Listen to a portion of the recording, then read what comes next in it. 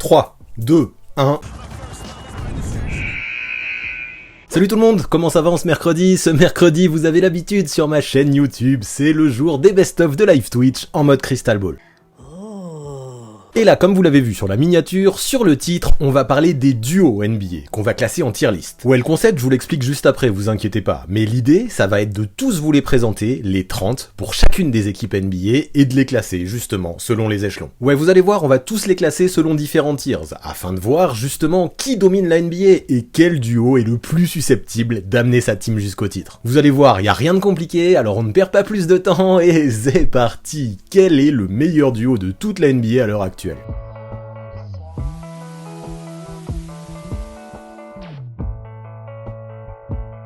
Mais avant de commencer, il faut que je vous parle d'un bon maillot qui sponsorise cette vidéo. Et si vous suivez la chaîne assidûment, le concept, ça vous parle. Mais au cas où vous débarquiez, je ne vous en veux pas, et justement, je vais vous expliquer ce que c'est un bon maillot. Déjà, sachez que c'est un concept très cool, très satisfaisant et complètement unique en France. L'idée, c'est de recevoir un maillot de basket surprise. Pour ça, vous donnez votre taille et vous listez les équipes qui ne vous intéressent pas. Soit ça peut être les teams que vous ne kiffez pas parce que vous ne voulez absolument pas porter leur couleur, ou au contraire, justement, une équipe que vous kiffez mais dont vous disposez beaucoup trop de maillots et vous n'en voulez pas un de plus. Ensuite, vous choisissez votre box, votre coffret, parmi tous ceux qui proposent, et ça vous permet justement d'avoir un maillot qui vous fera kiffer, à coup sûr. Ensuite, vous n'avez plus qu'à vous tourner les pouces et attendre la bonne surprise dans votre boîte aux lettres. Mais justement, je vais vous montrer comment ça marche parce que dans ma boîte aux lettres, j'ai eu ma petite surprise moi aussi. Pour l'occasion, regardez-moi ça. Ils m'ont envoyé la box Premium NBA qui contient à coup sûr un maillot NBA et qui est vendu moins de 80 € actuellement. Ça, c'est le prix normal, mais avec le Black Friday qui arrive, attendez-vous à de très grosses promos sur tous ces coffrets. Là, ce qui est cool, c'est qu'avec cette box, je suis certain d'avoir un maillot NBA, tout neuf, 100% authentique bien évidemment, et croyez-moi, je vais kiffer tout ça. Et justement, qu'est-ce qu'elle contient cette box? Bah écoutez, on va l'ouvrir ensemble, et je vais justement montrer ça devant la caméra pour que vous puissiez voir avant moi ce que ça dit. Là, ça me cache le retour, je sais pas si vous voyez, moi, je vois rien du tout, je sais pas si vous avez un aperçu. Écoutez, je referme et je vais découvrir, peut-être que vous avez vu, peut-être que non. Et qu'est-ce que c'est? Regardez-moi ça, c'est excellent, je suis aux anges, vraiment, c'est trop cool. C'est, je pense que c'est le hasard, peut-être pas, hein, j'en sais rien, mais j'en parlais avec Séverin, qui est le responsable d'un bon maillot, avec qui je suis en contact, et je lui disais, la plus grosse surprise, ben non, c'est même un hasard, hein, parce que l'envoi a été fait, je lui dis, la meilleure surprise, ce serait un maillot des Pels, parce que le seul que j'ai, c'est un maillot de Brandon Ingram, qui est complètement fake, parce que je l'avais acheté sur Vinted, un truc que je ne veux même plus, et en vrai, j'ai des maillots de toutes les franchises NBA authentiques, sauf pour les Pels, et ben voilà, c'est chose faite avec ce maillot de Zion Williamson, franchement, je suis trop content, il est trop quali, ce bleu là je l'aime trop, les couleurs des Pels elles sont magnifiques, Zion en plus de ça il est en bonne santé en ce début de saison, non ça fait trop plaisir, merci beaucoup un bon maillot. Bon j'avoue avec mon polo rayé dessous j'ai pas le meilleur flow du monde, mais franchement il est trop bien, il est pile à la bonne taille, il est super qualitatif, vraiment ça se voit que c'est du authentique, non c'est trop bien, c'est trop bien. Franchement il y a plus de 1000 maillots disponibles qu'on peut recevoir, j'en voulais absolument un des Pels, j'ai trop de chance et j'espère que vous aussi vous en aurez autant. Et puis si jamais vous aimez le basket mais que vous préférez le foot ou le rugby, c'est pareil, le concept existe aussi pour ces sports là, donc faites-vous kiffer. Et ce qui est encore plus cool, c'est qu'avec le code promo le 6e homme, que je vous affiche, vous aurez 5% de réduction sur l'intégralité de vos commandes. Si vous mixez ça aux énormes promos qu'il va y avoir pendant le Black Friday, et un bon maillot m'a promis de vraiment casser les prix, il y a moyen de faire de super affaires. Donc que demande le peuple? À votre tour maintenant de vous faire plaisir, ou de faire plaisir à un de vos proches si vous voulez, à l'approche des fêtes. Franchement, c'est un super cadeau, vraiment original, et j'aime bien le côté surprise. Donc pour ça, go sur le site, en utilisant le lien que vous trouverez dans la description, non seulement ça vous permettra de participer à un concept unique dans l'Hexagone, mais en plus de ça, ce sera un soutien direct à la chaîne. Et ça aussi c'est cool la team. Donc on n'hésite plus, let's go, je vous invite à aller commander directement chez un bon maillot. Du coup maintenant je l'enlève, vous l'avez bien vu, on passe à la vidéo du jour. Petit disclaimer la team, cette vidéo j'ai hésité à la sortir mais j'ai décidé de le faire finalement en me disant que le plus important c'était le son plus que l'image, parce que vous le verrez je suis pas très content de la qualité de l'image qui en raison d'un problème matériel, et je pouvais pas le faire vu que c'était en live, je pouvais pas le corriger, frise beaucoup et je suis vraiment désolé pour ça. J'espère que vous kifferez quand même le concept, on essaiera de faire mieux la prochaine fois et de régler ces soucis matériels. En attendant je vous souhaite un bon visionnage quand même. Aujourd'hui, comme vous l'avez vu, dans le titre de ce live tout simplement, on va élire le meilleur duo de la NBA, tout simplement. Et quand je dis meilleur duo, c'est le duo qui, pour vous, pour nous, a le plus de chances de peser pour potentiellement cette saison amener son équipe au titre. Et je dis bien cette saison, c'est important, parce que ici, je vais pas parler des duos d'avenir. Par exemple, j'aurais pu mettre Brandon Miller avec la Melo Ball, et vous allez voir, je l'ai pas fait. Parce que clairement, j'ai fait des duos pour chacune des 30 équipes. En fait, j'ai pris chacune des 30 équipes NBA, et pour chacune de ces teams, j'ai sélectionné le le duo qui est pour moi le meilleur à l'heure actuelle pour cette saison au moment M, pas pour le futur, et ça c'est important. Donc vous verrez à chaque fois, ça m'a pris pas mal de temps, pas mal de calculs aussi, parce que j'ai décidé de vous afficher les stats de ces duos, les stats moyennes de ces duos, comme si c'était qu'un seul joueur, parce que je trouve ça plus parlant, plutôt que de vous additionner seulement les stats. Et vous allez voir, enfin voilà, ça fera les stats moyennes comme si c'était un seul joueur, et ça me semble un petit peu plus cohérent. Et tout ça, en plus de ce que je vais vous dire, ça va nous donner des pistes pour classer tous ces duos, ces 30 duos dans différents tiers, différents échelons, que je vais vous afficher directement, que vous pouvez voir là, histoire que vous ayez un aperçu, je vous les mets direct. Et donc comme vous le voyez, tier 1, tier 2, tier 3, tier 4 et tier 5. Le tier 1, comme c'est écrit, c'est pour les duos qui sont élites, qui ont clairement tout ce qu'il faut pour mener une équipe au titre. Le tier 2, c'est ce que j'ai appelé why not, c'est-à-dire qu'ils disposent de plein de qualités, et ils pourraient pourquoi pas porter leur équipe vers le titre, mais il y a plus de doutes quand même qui règnent autour d'eux par rapport au duo qu'on mettra au tier 1. Pour le tier 3, c'est sur un malentendu, j'ai appelé ça. En gros, c'est des duos qu'on n'attend pas du tout pour aller jusqu'au titre, mais pour lequel, si jamais il y a une petite chance, 2-3% de chance que toutes les planètes s'alignent de la bonne façon, peut-être qu'une surprise serait possible, donc eux on les mettra au tier 3, à l'échelon numéro 3. Pour le tier 4, ce sera les duos pour lesquels c'est trop tôt avant de penser à ça, avant de penser à un titre. Ils seront peut-être prêts dans quelques années, mais pas encore, donc cet échelon est réservé pour eux, des duos trop jeunes pour lesquels il faudra attendre.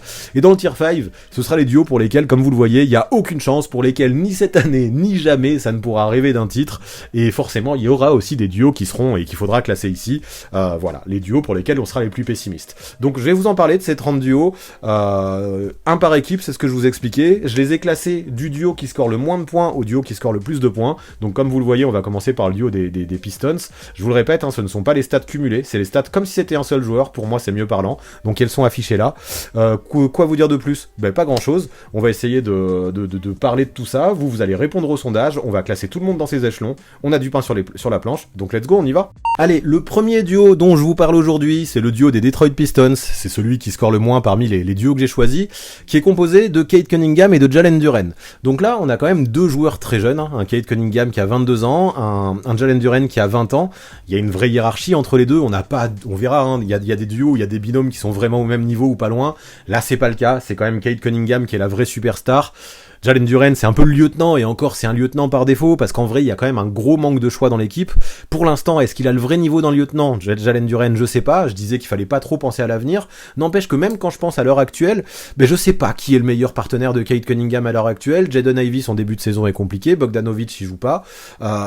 C'est peut-être Jalen Duren finalement, même s'il est très jeune et qu'il a 20 ans, c'est peut-être lui le meilleur binôme pour aller aux côtés de Cade Cunningham. Là ce qui est pas mal, c'est que quand on regarde les stats moyennes, ça fait quand même pas un gros score. Mais on a un joueur complet, parce que de toute façon on a un meneur, un pivot, avec les passes de Cunningham et les rebonds de Duren. Ça nous fait du 17 points, 7 rebonds, 5 passes, c'est plutôt propre, avec des pourcentages au shoot qui sont bien, grâce à Jalen Duren notamment, qui shoot à plus de 60% au tir, quand Cade Cunningham lui est un petit peu plus en galère, mais par contre qui est très mauvais à 3 points, parce que Jalen Duren lui ne shoot pas à 3 points, et Cade Cunningham est très maladroit depuis le début de la saison. Donc c'est un duo qui est limité, qui a du potentiel certes, mais qui est limité pour le moment. Ils sont bons en défense, ça c'est ce que j'apprécie, c'est quand même des joueurs qui sont assez intelligents, qui ont une vraie science du jeu, une vraie façon de jouer au basket qui peut être assez utile. Maintenant, je vais pas le cacher, ça reste très tendre, ça reste très raw, et même si Cade Cunningham, pour l'instant, il a le potentiel pour devenir une vraie star, voire peut-être même une superstar à terme. Pour Jalen Duren, il y a encore plus de questions, en tout cas, il est pas prêt pour le moment. Je suis pas sûr que ça vise trop des échelons vers le haut, mais on va voir ce que vous en pensez. Eh bien, pour le duo entre Cade Cunningham et Jalen Duren, on s'y attendait pas mal, c'était soit entre le tier 4, soit entre le tier 4 et le tier 5, pardon, je voulais dire, et vous me mettez ça au tier 5, et je vous rejoins pas mal. Je comprends ceux qui le mettent au tier 4, parce que c'est quand même un duo qui est très jeune et qui a du potentiel, et qui pourrait pourquoi pas mener une équipe au titre à l'avenir, mais pour l'instant il y a trop d'incertitudes. Ça, je me dis, ça peut arriver, mais dire que ça va arriver, je peux pas l'affirmer à 100%. Pour l'instant, je mettrai plutôt aucune chance, pareil, au tier 5, mais pourquoi pas imaginer que plus tard, si Jalen Duren continue à se développer à ce rythme, lui qui se développe très bien, ça peut faire quelque chose. Cade Cunningham, s'il continue à assumer son statut de superstar, pourquoi pas, mais il va falloir qu'il soigne son adresse au tir. Ça pourrait devenir tier 4, je pense qu'on peut y réfléchir, mais pour le moment je mettrai tier 5 parce que j'ai trop d'incertitudes, et surtout Détroit n'en finit plus de perdre actuellement, et pour le moment c'est quand même très compliqué pour cette équipe du Michigan. Donc tier 5, ça me va bien. Deuxième duo pour aujourd'hui, encore des joueurs qui sont extrêmement jeunes, avec un Devin Vassell qui a 23 ans, un Victor Wembanyama qui est rookie, donc le duo des Spurs, donc Victor Wembanyama qui lui a tout juste 20 ans.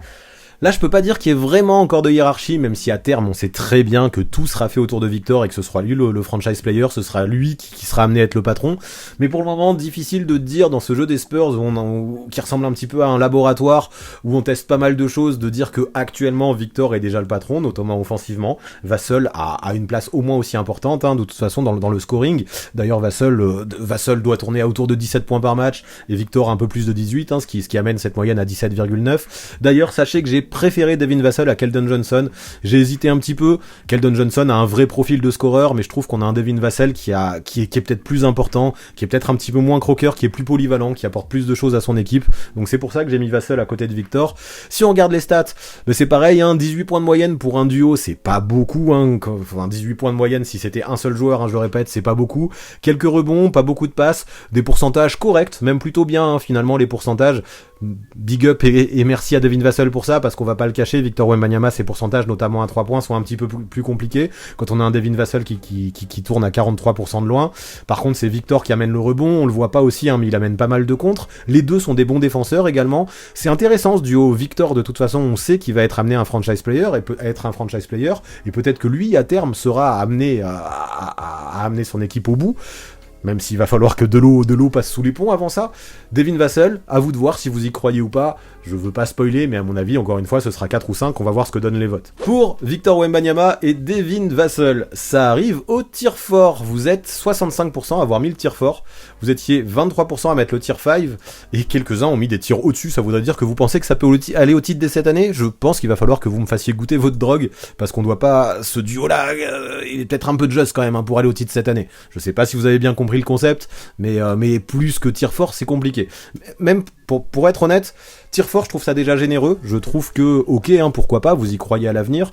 C'est le seul tir, le tir fort, justement, où on parle d'avenir. Hein. Tous les autres, ça parle vraiment de... Enfin, le tir fort et le tir 5, on parle d'avenir. 1, 2 et 3, ça parle plutôt du présent. J'ai pas assez de certitude. Je disais que j'en avais pas assez pour Cunningham et Duren.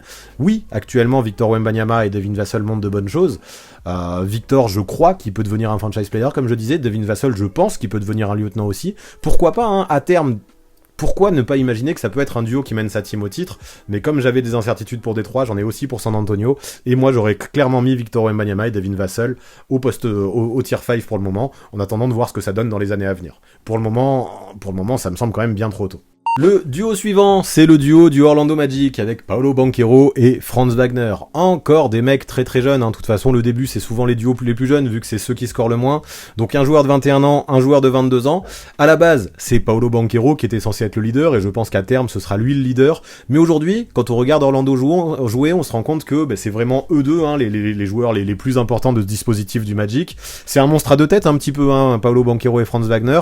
Deux mecs qui se complètent bien à Orlando. Un Banchero qui a eu du mal à commencer sa saison, mais qui finalement est peut-être un petit peu moins scoreur que l'an dernier, mais plus complet, je trouve. Il fait plus de passes décisives, je trouve un petit peu plus impliqué dans le jeu. Un Franz Wagner encore en homme à tout faire. La défense, c'est pas ouf, mais ça fait le taf globalement. On voit que c'est quand même deux mecs qui scorent à peu près Enfin voilà, ça ferait un joueur qui tournerait autour de 18 points, 6 rebonds, 4 passes, avec des pourcentages moyens. Enfin voilà, c'est pas ouf, hein, quand on regarde les stats, on va pas se cacher. Et les deux joueurs sont à peu près de niveau équivalent. Les deux scorent autour de 18 points par match. On a Banchero qui prend 7 rebonds, on a Wagner qui en prend 5 ou 6. On a Banchero qui fait un petit peu plus de passes décisives aussi. Mais on a Banchero qui shoot un petit peu mieux également. D'ailleurs, je pensais que c'était l'inverse, mais non, c'est Wagner qui shoot le moins bien, parce que Wagner au shoot, c'est un petit peu plus compliqué qu'en tout début de campagne. Quoi qu'il en soit, voilà. Pour l'instant, c'est un duo qui est clairement un peu tendre. Pour moi, ce sera encore soit tir 4, soit tir 5. On verra ce que vous en dites. Donc on va voir let's go les sondages. Dites-moi où est-ce que vous classez ce duo. Ok, pour le duo Banchero-Wagner. Vous me mettez ça au tir fort à côté du duo Wembanyama-Vassell. Eh bien, à croire que je suis un petit peu plus sévère avec vous, j'ai pas l'impression que, peut-être que j'imagine mal leur progression, mais je les aurais mis au tir 5 aussi. J'ai l'impression que Wagner, à terme, ce sera peut-être plus une option 3, Banchero, à voir s'il peut devenir une option 1, mais je trouve qu'il me l'a pas encore assez prouvé. Il en est capable, mais encore une fois, trop d'incertitudes. Je les aurais mis au tir 5 aussi. Je comprends ceux qui le mettent au tir fort, parce qu'effectivement, cette équipe d'Orlando fait un bon début de saison. En tout cas, je comprends peut-être mieux ceux qui mettent au tir fort le duo d'Orlando que ceux qui mettent le duo des Spurs au tir fort. Vous êtes 80% de façon à le mettre au tir fort, donc c'est un vrai tir fort. C'est peut-être moi qui suis pas assez optimiste pour ce duo d'Orlando. Peut-être que d'ici quelques années, cette équipe menée par Banchero et Wagner ira au titre. J'ai du mal à y croire, mais why not? J'ai l'impression que ces joueurs sont quand même un petit peu tendres, mais peut-être qu'à terme ils progresseront de façon fulgurante et qu'ils me feront mentir. En tout cas, c'est tout ce que je leur souhaite. On va les laisser là, vous les avez mis au tir fort comme le duo des Spurs. Maintenant, le duo des Rockets, qui est composé, comme vous le voyez, par Alperen Sengun et Jalen Green. Encore une fois, c'est le début, encore une fois, un duo très jeune, deux joueurs qui ont 21 ans chacun, et qui apportent des choses très très très différentes. Green, c'est un gros scoreur, même s'il a un côté croqueur, qu'il a des mauvais pourcentages aussi, et que même si Sengun, je dis que Green c'est un scoreur, mais finalement, depuis le début de la saison, on a Sengun qui score un petit peu plus. Les deux scorent à peu près pareil, mais c'est Sengun qui pèse le plus. Mais la différence, c'est que c'est ça, on a un Green qui peut vraiment, je pense, à terme, assurer un rôle d'option 1. Pour ça, il va falloir qu'il soigne un petit peu son jeu, qu'il commette moins de déchets également, et qu'il joue un petit peu plus propre, qu'il prenne de la maturité. Il y a du taf encore du côté de Jalen Green, et Alperen Sengun qui lui pèse déjà dans tous les secteurs, qui est un excellent passeur, qui est déjà le meilleur marqueur des Rockets, qui prend des rebonds aussi, et c'est vrai que toutes les stats, là, quand on voit les stats que ça donnerait si c'était un seul joueur, 19 points, 6 rebonds, 4 passes, c'est pas ouf si on imagine que c'est la star d'une équipe, mais par contre des pourcentages propres, 50% au global, 35% à 3 points. Pour ça, on a un Jalen Green, je dis qu'il croque, mais n'empêche que il shoot bien à 3 points. De manière générale, il est autour de 40% à 3 points sur le début de la saison, c'est plutôt propre. Alperen Sengun, lui, c'est pas un shooter de loin, il en prend quelques-uns par match, mais il est plutôt maladroit, mais justement, il permet, dans le pourcentage global, de remonter un petit peu la note de Jalen Green, parce que Jalen Green shoot autour de 41%, quand lui, Sengun shoot à 60%. Après, c'est Sengun qui permet que ce duo prenne des rebonds, c'est Sengun qui permet que ce duo mette fasse des passes. On le voit pas aussi, mais c'est quand même Sengun qui permet à ce que ça défende un petit peu, même si Sengun c'est pas le meilleur défenseur du monde. D'ailleurs, c'est peut-être le plus gros problème de ce duo, la défense, et Jalen Green qui apporte surtout du scoring, mais que Sengun apporte aussi. Donc pour l'instant, on voit bien que même si dans le profil, on a un Jalen Green qui a peut-être plus le profil et l'attitude et le mental ou même le jeu pour devenir un franchise player à terme, aujourd'hui, le numéro 1 de ce duo, c'est clairement Alperen Sengun pour moi. Voilà, pas mal de doutes quand même pour ce duo. Alperen Sengun, est-ce que ça peut vraiment devenir un franchise player à terme? Jalen Green, est-ce que ça peut vraiment devenir aussi un mec sur lequel tu comptes pour scorer bien sûr, mais pour scorer efficacement à terme? C'est les questions que je me pose et on va voir où est-ce que vous classez ce duo par rapport à l'avenir. Pour Sengun et Jalen Green, ça va au tier 5. Vous êtes 61% à les mettre au tier 5, vous étiez 33% à les mettre au tier fort, et quelques-uns les ont mis au-dessus au tier 3 en pensant que sur un malentendu ça peut gagner cette saison. Ça, j'ai du mal à y croire pour être honnête. Effectivement, moi aussi je les aurais mis au tier 5. Je sais que certains d'entre vous dans le chat, vous me l'avez dit, vous aurez peut-être mis Sengun et Van Vliet. Je comprends tout à fait, c'est vrai que quand on parle du présent ça a du sens. On aurait presque pu mettre Dillon Brooks, vu le gros début de saison qu'il fait. Mais pour moi, Jalen Green, c'est lui qui a quand même, comme je disais, plus le profil du franchise player et du scoreur et de l'option 1 en puissance. C'était compliqué de faire un duo. Quoi qu'il en soit, Jalen Green a montré trop de limites actuellement. Alperen Sengun, je sais pas si ça deviendra un franchise player à terme, ou alors juste un pivot titulaire élite, ou peut-être un lieutenant, à voir. De toute façon, le futur nous dira ça. Mais encore une fois, pas mal d'incertitudes. Et pareil, j'aurais mis au tier 5 ce duo des Rockets, tout comme vous. Le prochain duo, c'est le duo des Raptors entre Scottie Barnes et Pascal Siakam. C'est un duo, j'ai pas envie de dire qu'il est très équilibré.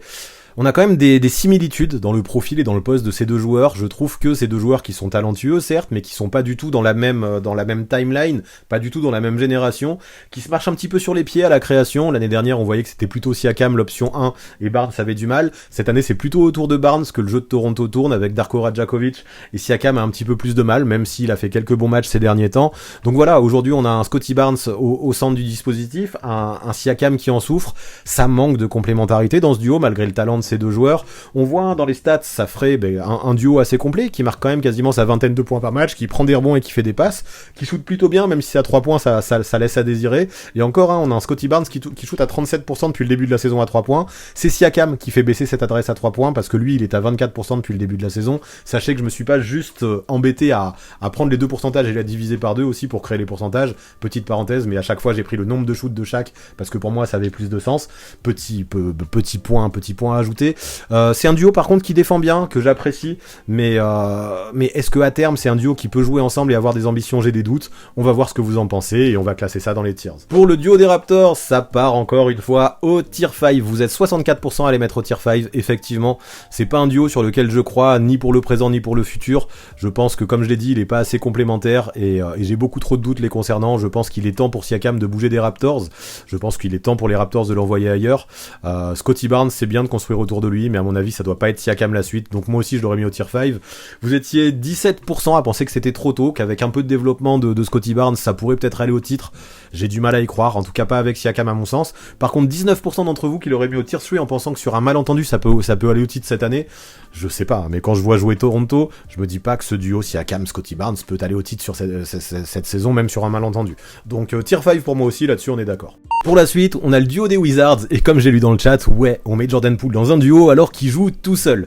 Donc ça c'est un petit peu, j'ai envie de dire, le duo des croqueurs un peu. Même si Kuzma, mine de rien, montre de plus en plus que c'est un vrai joueur de basket, ça reste quand même un joueur assez individualiste, mais quand il a Jordan Poole à ses côtés, ce qui est bien, ça se voit pas. C'est qu'on a un Jordan Poole qui depuis le début de la saison, depuis son arrivée à Washington, qui est quand même complètement catastrophique dans l'attitude, il joue vraiment seul, il est pas impliqué dans le collectif, il est pas impliqué dans la win, il joue ISO après ISO, il en fait qu'à sa tête, il est clairement surtout focus sur le scoring, et c'est très compliqué ce duo, je vois pas ni la complémentarité, ni où ça va, et cette équipe des Wizards, c'est quand même un bon chantier. En gros, en vrai, si j'imagine une équipe qui allait au titre, ni Kuzma ni Jordan Poole, je les mettrais dans le duo de tête. Ça pourrait être des role-players qui accompagnent des meilleurs joueurs, mais là, en tant que membres principaux d'un duo, j'ai du mal. Et j'ai moins de mal concernant Kuzma que Poole, surtout quand je vois le pool de cette année, mais quand même j'ai du mal. Mine de rien, ça stat, surtout au scoring, ça fait des points, après ça prend un peu de rebond, ça fait un peu de passes, c'est surtout un Kuzma qui prend des rebonds. Au niveau des passes, en vrai, Poole il en fait un peu plus, mais quasiment autant que Kuzma. C'est Kuzma qui score le plus, avec plus de 23 points par match, quand Poole, lui, il est à 16 points par match.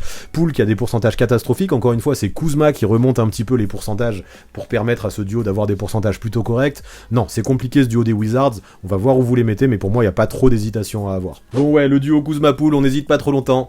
96% de tier 5, je vous ai expliqué pourquoi, pas de complémentarité, pas des joueurs qui à mon avis peuvent porter une équipe, qui ont pas le mental non plus pour porter une équipe, ni l'un ni l'autre, peut-être plus Kuzma que Poole, mais encore, pour moi Kuzma c'est peut-être plus une option 3 d'une équipe qui va au titre qu'un membre d'un duo. Non, tier 5 évidemment, vous êtes 96% à les avoir mis au tier 5, 4% de trolls qui les ont mis au tier 1, on va éviter de trop en parler. Non, effectivement, pas trop d'hésitation, pas trop à bégayer, Poole Kuzma ça va au tier 5. Maintenant, le duo de Portland avec Jerami Grant et Shaedon Sharpe.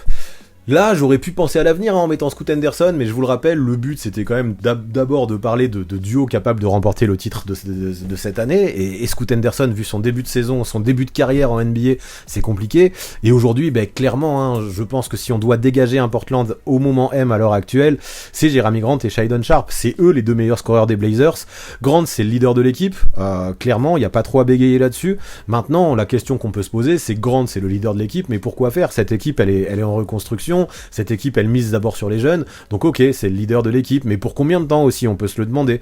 J'ai pensé aussi à mettre DeAndre Ayton, pourquoi pas, mais pour l'instant je trouve pareil trop soft et irrégulier pour avoir des certitudes, donc non, Jerami Grant, t'es obligé de le mettre à Portland cette année, même si je suis pas sûr que l'équipe compte sur lui pour le futur. Shaedon Sharpe je l'ai mis plutôt que Ayton, même si à la base Ayton devait être un meilleur joueur que Sharpe, mais vu ce que fait Ayton depuis le début de la saison, j'avais pas forcément envie de le mettre. Sharpe je trouve qu'il est à sa place, et là on a un duo qui tourne encore autour des 20 points par match, un petit peu plus de 20 points, qui prend 5 rebonds. Là les deux participent pour les rebonds, qui fait un petit peu de passes, et c'est plus Sharpe d'ailleurs qui fait des passes que Jerami Grant. Jerami Grant compense en scorant un petit peu plus. Leur adresse aux deux est à peu près similaire, elle est pas folle. Jerami Grant est un petit peu plus adroit, mais 41,9% au tir, c'est pas complètement fou pour ce duo. De toute façon on le voit à Portland, c'est un peu de la bouillie de basket que fait Chauncey Billups avec cet effectif qui est difficile à manœuvrer, même si Malcolm Brogdon montre de bonnes choses, et que lui aussi je trouve que c'est difficile vraiment de dégager un duo à Portland, mais je crois que c'est celui qui me semble le plus obvious. Voilà, on va voir où vous les classez, mais encore une fois, j'ai l'impression que c'est très compliqué pour ce duo si on imagine que ça peut gagner un titre cette année ou même à l'avenir. En tout cas, à mon avis, si Shaedon Sharpe sera membre d'un duo qui va au titre à l'avenir, ce sera sûrement pas avec Jerami Grant. Et pour ce duo, 93% de tier 5. Encore une fois, ça va tout en bas, c'est normal, on va monter crescendo dans ce live. Et effectivement, comme je disais, Shaedon Sharpe, peut-être qu'à terme, il sera capable d'être membre d'un duo qui peut ambitionner le titre, mais je pense que ce sera pas avec Jerami Grant, comme j'ai dit. Vous avez les assez d'accord avec ça. Il y en a 7% d'entre vous qui l'auraient mis au tier 5. Même à l'avenir, je pense pas qu'un duo Shaedon Sharp, Jeremy Grant, ça aille très loin, parce que Jeremy Grant est déjà à son plafond. Shaedon Sharp peut progresser, mais s'il progresse et devient une superstar, à mon avis, ce sera avec un autre joueur que Jeremy Grant s'il veut viser le titre. Donc le tier 5 me convient très bien, ouais. Ok, le duo suivant, vous le voyez en bas. Bon, ça se chevauche un peu avec mes visuels, je suis désolé pour ça, mais ça va se passer, sauf si on continue à mettre trop de monde au tier 5, et c'est vrai que peut-être qu'on va en mettre pas mal de monde au tier 5. Mais voilà le duo de Utah entre Lauri Markkanen et Jordan Clarkson. D'ailleurs, je vais vous mettre l'image en grand ici comme j'ai fait pour les autres, ce serait dommage que vous ayez pas les stats en grand histoire de bien en profiter. Si j'ai calculé ces stats et que j'y ai passé du temps, c'est que pour que vous puissiez les voir. Et là ce qu'on voit, c'est on a un Markkanen qui est toujours un très bon joueur, hein, qui depuis son arrivée à Utah a vraiment une autre stature, un autre rôle, où maintenant il peut vraiment jouer le rôle de go-to guy dans son équipe. C'est un mec qui score quand même plus de 24 points par match, ou pas loin de 24 points par match, qui prend plus de 8 rebonds, donc forcément, enfin, il joue le rôle de franchise player dans cette équipe, avec un Jordan Clarkson à côté de lui, qui lui est un bon scoreur, certes, hein, et qui me semble être le deuxième meilleur joueur de Utah. On aurait pu parler de John Collins aussi, de Walker Kessler, pourquoi pas, mais je pense que c'est à Jordan Clarkson que revient la deuxième place dans ce duo, mais qui quand même est assez limité à part son scoring. Autant Jordan Clarkson, pour moi, c'est un 6e homme de luxe, ou encore un energizer de luxe, dans une équipe qui pourrait avoir des ambitions, mais clairement pas le deuxième membre d'un duo, quand Lauri Markkanen, là, est placé en tant que premier membre d'un duo, alors que je pense que dans une équipe ambitieuse, il serait plutôt l'option 2. Donc tout ça limite un petit peu les ambitions du Jazz, je trouve, à voir hein, ce que ça peut donner par la suite, mais vous l'avez compris, je suis pas forcément optimiste concernant ce duo, qui en plus de ça ne joue surtout que d'un côté du terrain et défend très peu. Maintenant, si on regarde les stats globales, ça score un petit peu plus, là on augmente un petit peu, on arrive tranquillement aux 21 points par match, ça prend des rebonds surtout grâce à Markkanen, même si Clarkson en prend quelques-uns, ça fait pas trop de passes parce que Markkanen n'est pas trop un passeur, mais on a Clarkson qui en rajoute et qui rajoute un petit peu de polyvalence à ce duo parce qu'il tourne à quasiment 5 passes par match. Les deux savent faire des interceptions quand même, je disais que ça défend pas, mais les deux savent se mettre sur les lignes de passe. Concernant les pourcentages au shoot, par contre, c'est plutôt propre. Markkanen, sur les shoots, de manière globale, augmente les pourcentages. À 3 points aussi, c'est plutôt Clarkson qui fait baisser cette moyenne au pourcentage. Voilà, mais de toute façon, Clarkson, en vrai membre d'un duo qui va au titre, vous l'avez compris, j'y crois pas. Donc on va voir ce que vous en dites de ce duo-là. Ok, pour le duo Markkanen-Clarkson, encore une fois, ça part au tier 5, un tier 5 qu'on est en train de bien remplir.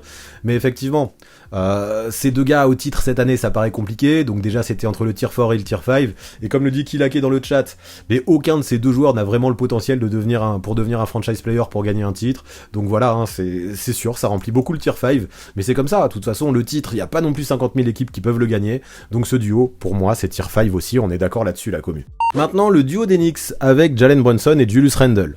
Compliqué ce duo, parce qu'il y a du talent clairement, mais depuis le début de la saison, on a quand même un Julius Randle qui a une attitude négative. Maintenant, on sait qu'il peut avoir un vrai niveau, il a quand même été au NBA Third Team l'année dernière, et même s'il galère un petit peu, ça doit être les années impaires, où il galère, les saisons qui commencent par une année impaire, parce qu'à chaque fois, Julius Randle, c'est une saison sur deux. N'empêche qu'il y a un petit peu de mieux, ces derniers temps, il a fait quelques flashs où il a montré des bonnes choses, mais globalement, depuis le début de cette saison, je trouve pas très bien dans sa tête, il pratique un basket individuel, même s'il y a du mieux, de toute façon, j'ai ce basket individuel qui me dérange un peu, et ce peu d'implication en défense, même s'il fait quand même le minimum. À côté de ça, on a un Jalen Brunson qui, de plus en plus, pour moi, est devenu le franchise player des Knicks, même si je pense qu'à terme, ça peut pas être un franchise player d'une équipe qui va gagner le titre, peut-être plus une option 2, mais quoi qu'il en soit, je trouve qu'aujourd'hui, la hiérarchie est bien définie à New York. Jalen Brunson, c'est l'option 1, et Julius Randle, c'est l'option 2. Comme je disais, hein, ça joue beaucoup en ISO, mais de toute façon, c'est un petit peu ça, New York en attaque, avec des phases de 1 contre 1 qui s'enchaînent un petit peu les unes après les autres. J'aurais pu mettre Barrett, hein, qui pratique aussi très bien ce jeu avec Brunson à la place de Randle, vu ce que montre Randle, mais pour moi, quand même, au niveau du potentiel et du niveau qu'il est capable d'afficher, le lieutenant aujourd'hui, ça reste Julius Randle du côté de New York. N'empêche, heureusement, que pour le moment, dans cette équipe, on a un Jalen Brunson qui apporte une attitude très clutch, une attitude très combative. On l'a vu, hein, entouré comme il l'était, ce duo, il a quand même pu aller au deuxième tour des playoffs l'année dernière. C'est propre. Maintenant, à voir. Comme je disais, Jalen Brunson, c'est peut-être plus un lieutenant qu'un franchise player. Donc, à voir ce que vous en pensez. Quoi qu'il en soit, il y a des belles stats, mis à part au pourcentage. Encore une fois, on est proche des 21 points par match, ça prend des rebonds, ça fait des passes.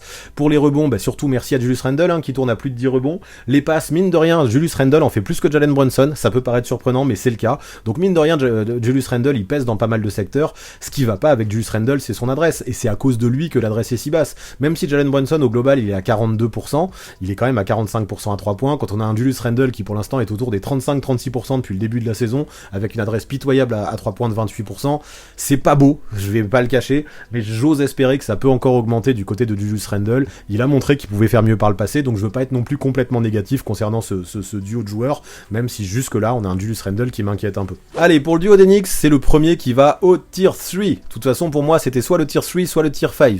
Je vois qu'il y a quand même 10% des votes au tier 4 qui pensent que c'est trop tôt pour ce duo. Pour moi, ce duo, il va pas non plus beaucoup progresser. Donc, j'aurais pas pu les mettre au tier 4. Donc, c'était soit le tier 3, soit le tier 5. Je comprends très bien les 41% d'entre vous qui disent avec Randle, ça peut pas aller au titre. Et ça, j'entends tout à fait. J'aurais pu les mettre au tier 5 également. N'empêche que, comme je dis, ce duo, même si c'est un petit peu une saison sur 2 pour Randle, il a déjà fait des playoffs. Il y a 2 ans, ils ont quand même plutôt, ça a été compliqué contre Atlanta il y a 2 ans. Enfin, il y a 3 ans maintenant, avant de pas faire les playoffs il y a 2 ans. L'année dernière, il y a 1 an, ils sont allés jusqu'au deuxième tour en échouant contre Miami, mais en faisant des bonnes choses face à Miami. Donc ouais, justement, en me disant ça, en me disant ce que ce duo a déjà fait, je veux bien me dire sur un malentendu, peut-être que ça peut aller au titre, mais ce serait quand même un très très très gros malentendu. Je les aurais mis au tier 3 aussi, mais est-ce que je pense que ce duo peut vraiment mener une équipe au titre ? Non, il faudrait vraiment que le malentendu soit phénoménal. La suite avec le duo d'Indiana entre Tyrese Haliburton et Miles Turner. J'aime bien, on a quand même un duo qui est funky, qui est complémentaire, avec un Tyrese Haliburton qui est complètement sur un nuage depuis le début de la saison, qui peu à peu s'affiche vraiment en franchise player de qualité, dans une équipe qui tourne globalement bien en plus, même s'il y a un petit peu de moins bien ces derniers jours. Une équipe qui grâce à lui joue sur un pace super élevé, qui permet de mettre en place une attaque qui est super belle à observer aussi, et j'apprécie vraiment ce que montre Tyrese Haliburton. Après, pour compléter ce duo, je voyais pas d'autres personnes que Miles Turner, qui joue au poste 5, qui finalement est très complémentaire avec Tyrese Haliburton, qui s'écarte pas mal aussi, mais qui je trouve n'est plus le Miles Turner des années d'avant, qui jouait trop bêtement, je trouve qu'aujourd'hui il joue un petit peu plus intelligemment qu'à l'époque. Je dirais pas que c'est le joueur qui a le plus de QI de basket du monde, n'empêche que en défense il saute moins sur les feintes, il fait moins de fautes bêtes, il se positionne un petit peu mieux, en attaque il force plus trop, il répond de mieux en mieux à son rôle. Et j'apprécie un petit peu le développement qu'est en train de montrer Miles Turner, qui comme pas mal de pivots se développe sur le tard, a mis du temps à gagner en maturité, mais je trouve que c'est cool. En attaque ça se complète bien, en défense c'est plus que correct, les deux peuvent être de très bons défenseurs, et quand on regarde les stats, c'est quand même sacrément complet. On a un duo qui marque plus de 21 points par match, qui prend des rebonds, bon là c'est surtout grâce à Miles Turner, qui tourne à plus de 7 rebonds par match, mais Haliburton lui prend des rebonds aussi, donc ça permet d'avoir une moyenne à 5,8, et surtout un duo qui fait des passes grâce à Tyrese Haliburton qui lui tourne à plus de 12 passes par match et qui à lui tout seul fait quasiment toutes les passes du duo. Maintenant j'apprécie l'adresse de ce duo, plus de 50% au tir, et là les deux sont responsables parce que les deux tournent à plus de 50% au tir, et surtout une vraie adresse à 3 points pour les deux, parce que Miles Turner est autour de 40% et Tyrese Haliburton est autour de 43 ou 44%, une dinguerie. Donc vraiment un duo qui shoot bien et que je trouve très intéressant des deux côtés du terrain. Je ne croyais pas dire ça un jour de Miles Turner, mais aujourd'hui aux côtés de Tyrese Haliburton, il profite bien des ballons que lui donne Haliburton, c'est sûr, et du spacing et du jeu que crée Tyrese Haliburton, mais aujourd'hui oui, c'est le deuxième membre du duo d'une équipe qui peut s'avérer compétitive, et je trouve ça plutôt prometteur et plutôt intéressant du côté des Pacers. Pour Tyrese Haliburton et Miles Turner, vous êtes 44% à les mettre au tier 4, donc 44% de gens qui pensent que c'est trop tôt, mais que ça a de l'espoir pour l'avenir. Vous étiez 27% à les mettre au tier 3 et 24% au tier 5. Perso, encore une équipe que j'aurais pas mis au tier 5, encore un duo que j'aurais pas mis au tier 4, pardon. Je les aurais plutôt mis au tier 3, parce que vu le début de la saison qui montre, je pense que sur un malentendu, si les Knicks ça peut passer, les Pacers ça peut passer. Maintenant, est-ce que Miles Turner ça peut être l'option 2 d'une équipe qui gagne ? Non, je pense que c'est compliqué, c'est le plus gros doute. Donc voilà pourquoi j'aurais pu comprendre aussi le tier 5. Maintenant, trop tôt, pourquoi pas, mais pourquoi aussi, j'ai envie de dire, parce que Tyrese Haliburton est très bon, donc peut-être qu'il va continuer à progresser, qu'il peut porter un Miles Turner, donc je peux comprendre aussi le trop tôt, mais Miles Turner, je sais pas si lui va beaucoup progresser, je pense que peu à peu il est en train d'atteindre son plafond, et voilà, moi j'aurais mis sur un malentendu, peut-être tier 5 avant le tier 4 si j'avais dû choisir, mais peut-être que Tyrese Haliburton peut encore vraiment progresser, peut-être que Miles Turner peut continuer à gagner de la maturité, dans ce cas-là je comprends le trop tôt, non, tout se justifie, mais je les aurais plutôt classés au tier 3 pour ma part. Le duo suivant entre Zach LaVine et DeMar DeRozan. Là, on va pas le cacher, on a quand même deux joueurs qui ont beaucoup de talent, mais qui en ce moment ne montrent quasiment aucune envie du côté de Chicago, et c'est assez désastreux. Ça fait un peu de peine, et ces deux joueurs, j'ai l'impression qu'ils sont en train de complètement de se perdre du côté des Bulls, parce que dans l'équipe, on voit quand même une certaine lassitude, une équipe qui a peu d'âme, qui a peu d'ambition, qui s'ennuie, qui se marche sur les pieds, qui joue pas vraiment au basket. C'est triste à voir, hein, et c'est triste à dire aussi, mais j'ai l'impression que c'est un petit peu un duo qui a fait son temps, qui tous les deux, ben voilà, on a des joueurs qui ont des stats proches un petit peu, offensivement, même dans les rebonds, dans les passes, même si dans les rebonds, c'est Zach LaVine qui en prend un peu plus, dans les passes, c'est DeMar DeRozan qui est un peu plus playmaker. Ils ont une défense qui est assez calamiteuse aussi, c'est très compliqué au niveau du shoot. Si on regarde les stats, c'est quand même surtout des scoreurs, même s'ils font le minimum au rebond et aux passes, parce que les deux se complètent de ce côté-là. Les pourcentages sont pas bons. Je pense que le contexte de Chicago les aide pas, ou c'est peut-être ce duo qui n'est pas assez complémentaire. Quoi qu'il en soit, c'est triste, comme je disais, du côté des Bulls, et je n'en attends pas des masses pour ce duo. Je crois pas que vous le classiez très haut, on va voir ce que ça dit. Ok, pour ce duo des Bulls, et ben pas de surprise, hein, parce que autant DeMar DeRozan en option 2 d'une équipe qui peut aller au titre, pourquoi pas, Zach LaVine d'option 2 dans une équipe qui peut aller au titre, pourquoi pas, sur un gros malentendu, pourquoi pas, mais les deux ensemble, avec un en option 1, mais on sait pas trop lequel c'est, ben non, on n'y croit pas, et vous n'y croyez pas non plus, vous êtes 79% à les avoir mis au tier 5, 16% d'entre vous les mettez au tier 3, et franchement, non, je crois qu'il y a même pas trop de discussion, pour moi c'est un tier 5 no-brainer, ce duo, bah voilà, comme j'ai dit beaucoup, et comme j'ai revu dans le chat, ce duo il est un peu triste à Chicago, tout est triste à Chicago en ce moment, et ce duo ensemble, je n'y crois absolument pas, donc pour moi c'est un tier 5 assez no-brainer. Maintenant, on commence à parler de duo un petit peu sérieux, mine de rien, parce qu'on parle d'un duo qui est allé en finale NBA l'année dernière, entre Jimmy Butler et Bam Adebayo. Donc là, on a quand même un duo qui se connaît parfaitement. J'aurais pu mettre Tyler Herro dans ce duo, mais en ce moment, il est blessé, et ce qu'on voit, c'est que, alors, je sais pas vraiment, il faudrait pousser l'analyse un peu plus loin si ça a un vrai rapport avec Tyler Herro. Personnellement, je crois pas, mais ce qu'on a vu, c'est que cette équipe en playoff, elle tournait bien sans Tyler Herro l'année dernière, et pour l'instant, sur le début de la saison, elle s'est mise à mieux tourner une fois que Tyler Herro était blessé. Quoi qu'il en soit, ce qui est sûr, c'est que si cette équipe tourne bien en ce moment, c'est qu'on a un incroyable Bam Adebayo qui fait de gros progrès, qui est presque, alors même si Jimmy Butler a fait des trucs sacrément clutch dernièrement, mais on a quand même un Bam qui est presque en train de devenir le franchise player devant Jimmy Butler pendant la saison. Je pense qu'en playoff ce sera Jimmy Butler qui reprendra son rôle, mais imaginez Bam Adebayo en franchise player pendant la saison devant Butler, why not, même si effectivement on a un Jimmy qui peut toujours faire des choses incroyables.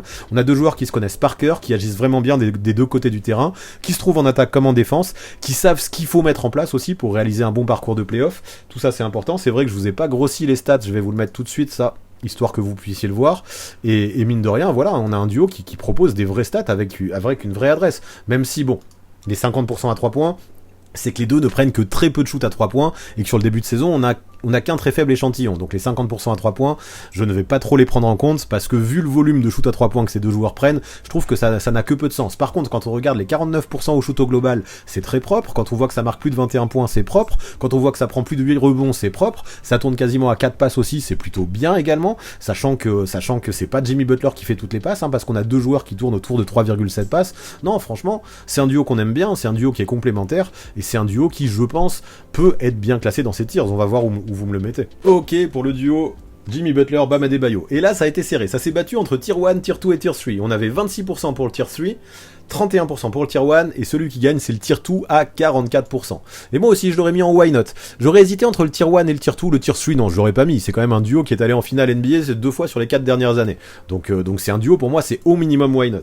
Maintenant, ça aurait pu faire partie des duos élites, mais j'ai l'impression qu'à chaque fois il leur manque un petit truc, à chaque fois, même si ça vient pas forcément du duo, hein, parce que derrière, c'est vrai que la profondeur du 8 n'a jamais été bonne, mais par contre Spoelstra a toujours réussi à faire des bonnes choses avec les remplaçants qu'il y avait et les role players qu'il y avait, donc pour ça, chapeau à lui, mais pour moi ça manque encore d'un petit truc pour être vraiment élite.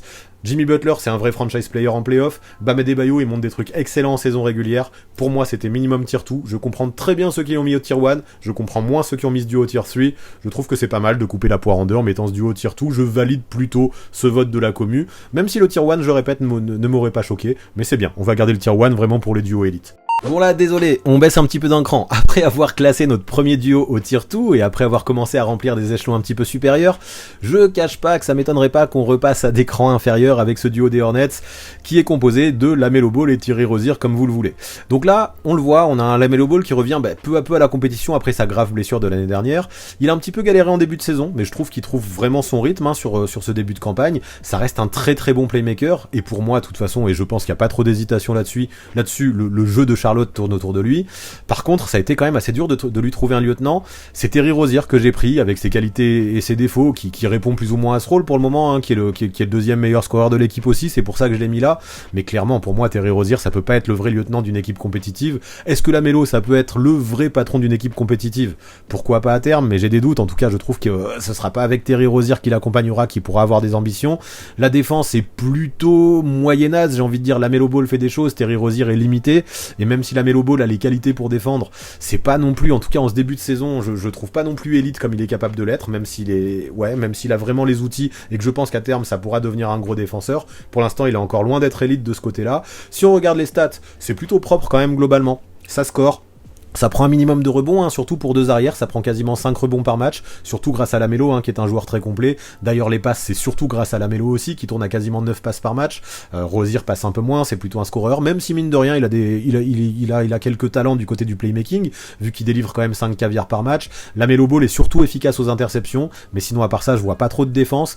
Les pourcentages sont moyennasses, hein, c'est un peu en dessous de 45% au global, 32% à 3 points, c'est pas ouf, et pour ça, merci Rozier, hein, qui fait baisser encore la stat de Lamelo, parce que Lamelo depuis le début de la saison est plutôt correct à 3 points, mais Terry Rozier arrose beaucoup derrière la ligne, même si globalement sur le reste du shoot et sur ses pénétrations il est plutôt propre. Ça fait quand même un duo pour lequel c'est compliqué d'avoir trop d'ambition, je pense, et on va voir encore une fois eux aussi où vous les classez. Allez, pour ce duo non plus, pas trop d'hésitation, hein. 93% d'entre vous les mettiez au tier 5, et bien sûr que je les mets au tier 5 aussi pour toutes les raisons que j'ai évoquées juste avant. Vous étiez 5% à être optimistes les concernant pour le futur, à les mettre au tier 4. Il y a 2% de gens qui pensent que sur un malentendu ça peut gagner ce duo Hornets cette année. J'ai du mal à y croire personnellement. Par contre, j'ai vu dans le chat certains penser que c'était peut-être mieux de mettre Brandon Miller ou Mark Williams à la place de Terry Rozier, et je peux le comprendre, mais je peux le comprendre surtout si on pense à l'avenir. Aujourd'hui, si on regarde la hiérarchie des Hornets, Terry Rozier est quand même devant Mark Williams et Brandon Miller, c'est pour ça que je l'ai mis aujourd'hui, mais clairement à terme, si cette équipe de Charlotte doit se développer, ce sera plutôt Mark Williams, et encore plus je pense Brandon Miller qui prendra la place de Terry Rozier.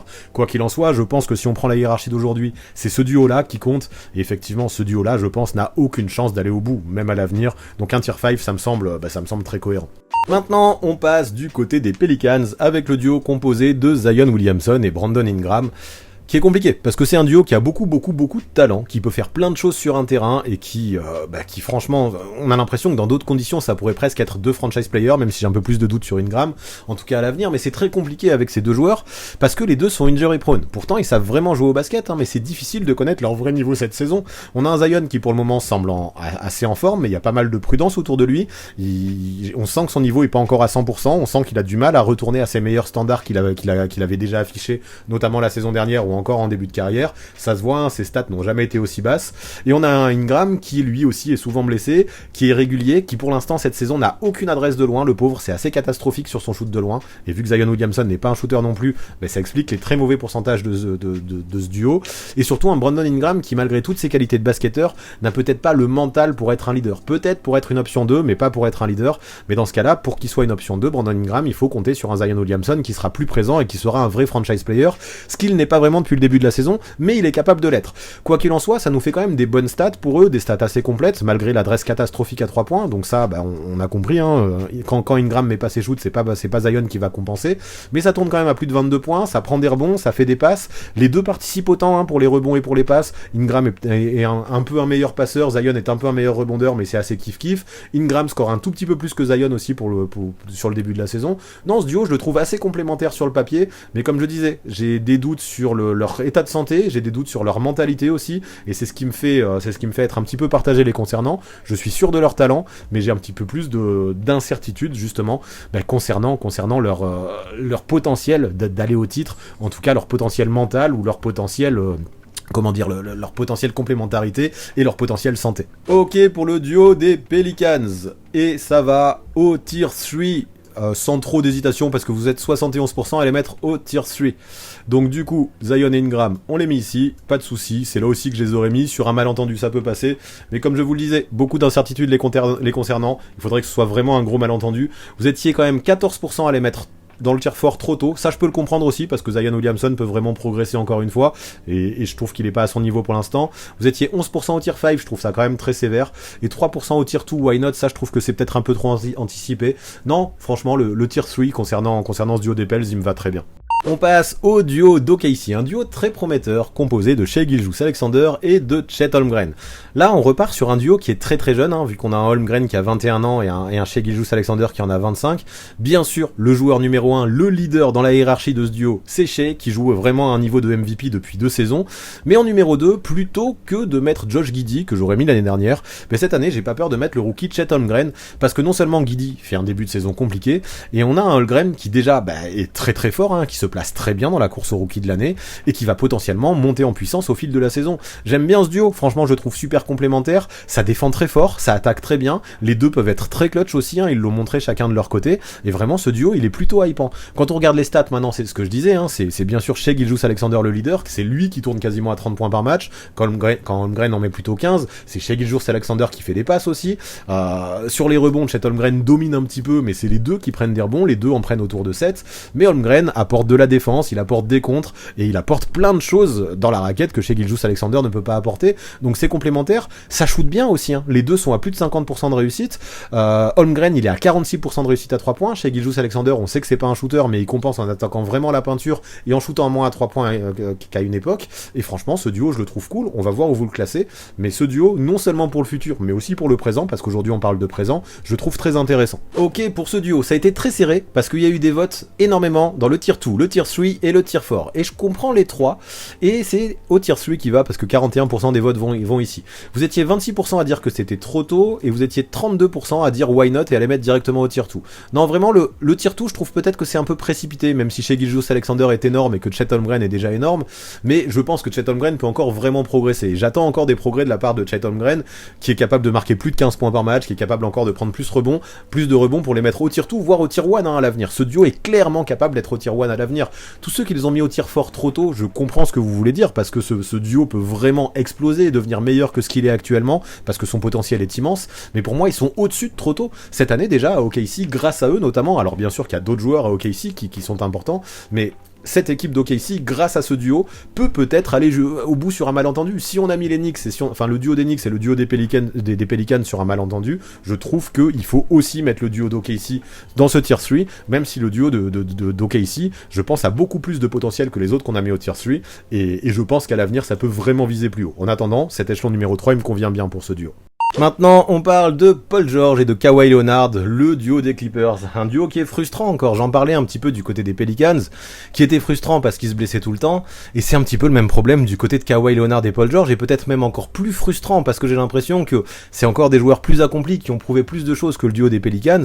Beaucoup de talent pour ces deux joueurs, mais qui, eux, justement, ont le désavantage d'être déjà trentenaires. Des joueurs qui, en saison, ne semblent jamais à fond, mais qui, en play-off, ne sont que rarement, voire jamais en bonne santé, et c'est ça qui est compliqué et qui me laisse peu optimiste les concernant. À côté de ça, après, c'est quand même deux joueurs qui sont excellents, qui ont du talent incroyable, c'est ce que je disais juste avant, qui ont des profils similaires un petit peu de 3&D, qui peuvent tout à fait cohabiter, alors que j'avais des doutes au départ, parce qu'à la base, je me disais que c'était des profils trop similaires pour jouer ensemble, mais on se rend compte que alors c'est pas vraiment des 3&D, pardon, c'est des two-way players, mais en me disant que dans une équipe, il y a jamais assez de two-way players, et finalement, Kawhi Leonard et Paul George peuvent vraiment coexister. Mais le problème, c'est que là, en ce début de saison, Kawhi Leonard, je le trouve pas à son niveau. Est-ce qu'il est pas impliqué? Est-ce qu'il est diminué physiquement actuellement? Est-ce qu'il est en attente des playoffs pour passer la seconde? Est-ce que c'est peut-être aussi la présence de Harden et Westbrook qui complique l'alchimie du côté de Los Angeles, enfin du côté des Clippers? Alors, et encore peut-être plus Harden que Westbrook, même si on voit que ça commence à un petit peu mieux fonctionner. Westbrook était bien intégré l'année dernière, l'arrivée de Harden, forcément ça remue pas mal de choses dans le jeu de Tyronn Lue. Quoi qu'il en soit, oui, les qualités basket sont vraiment là, n'empêche que l'âge avance pour ces deux gars, la santé pose autant de doutes, et surtout ils ont de moins en moins de temps pour aller au bout. J'ai l'impression que chaque année, encore plus que celle d'avant, c'est l'année ou jamais pour ce duo. Généralement ils nous déçoivent, à voir s'ils sont capables enfin d'atteindre leur full potentiel, parce que leur full potentiel est vraiment excellent. C'est pas les qualités de basket que je vais remettre en question quand je vais parler d'eux, c'est plutôt leur capacité à rester sur le parquet et peut-être à faire preuve de leadership dans une équipe où j'ai l'impression qu'il manque vraiment un capitaine à bord. Donc ouais, c'est ça, avoir des qualités basket c'est bien, mais si t'as pas les qualités mentales qui vont avec, Kawhi Leonard les a déjà eu par le passé, il est capable de les avoir, mais pour l'instant il ne les montre pas. Maintenant, quand on regarde les stats, c'est quand même assez exceptionnel. Ça tourne à plus de 22 points par match, ça défend très fort, ça prend des rebonds, ça fait quelques passes, même si je pense qu'ils peuvent faire plus de passes que ça. Voir qu'ils tournent à 3,6 en moyenne à 2, c'est pas ouf. Par contre, les pourcentages sont dingos, 46,6 en moyenne. Enfin, au global, plus de 40% à 3 points, c'est propre. Non, vraiment, comme je disais, on a deux excellents joueurs de basket, mais mes doutes sont pas là les concernant. Et en sachant tout ça, on va voir où est-ce que vous les classez. Concernant Paul George et Kawhi Leonard, ça s'est tapé entre le tier 2 et le tier 3. Bon, on a eu 4% des votes au tier 5. On va pas aller jusque là et dire qu'ils ont aucune chance, je suis pas d'accord, trop de talent sur le papier. Je comprends les hésitations entre le tier 3 et le tier 2. Vous êtes 52% à le mettre au tier 2 ce duo, donc on va le mettre au tier 2. Vous étiez 43% à le mettre au tier 3. Le tier 2 me convient aussi, parce que franchement j'ai envie de dire why not. Ce duo il est tellement bon sur le papier, c'est juste que j'ai l'impression que les planètes ne s'alignent jamais comme il faut.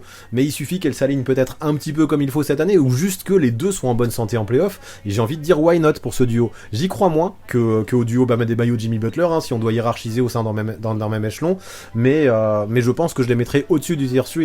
Le problème c'est la santé concernant ce duo, mais je les mets au-dessus des duos de New York, des Pelicans et de OKC aujourd'hui, même si OKC par la suite je pense que ça peut aller encore plus haut. Mais quoi qu'il en soit, ça me va bien, ce tier 2 pour Paul George et Kawhi Leonard.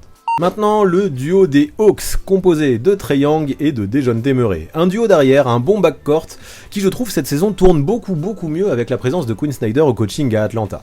Pour le moment, on va pas le cacher, on a un Trae Young qui est assez catastrophique dans le tir à 3 points, mais qui est quand même très précieux dans le playmaking. On a un Trae Young qui tourne à 27%, 28% depuis le début de la saison à 3 points.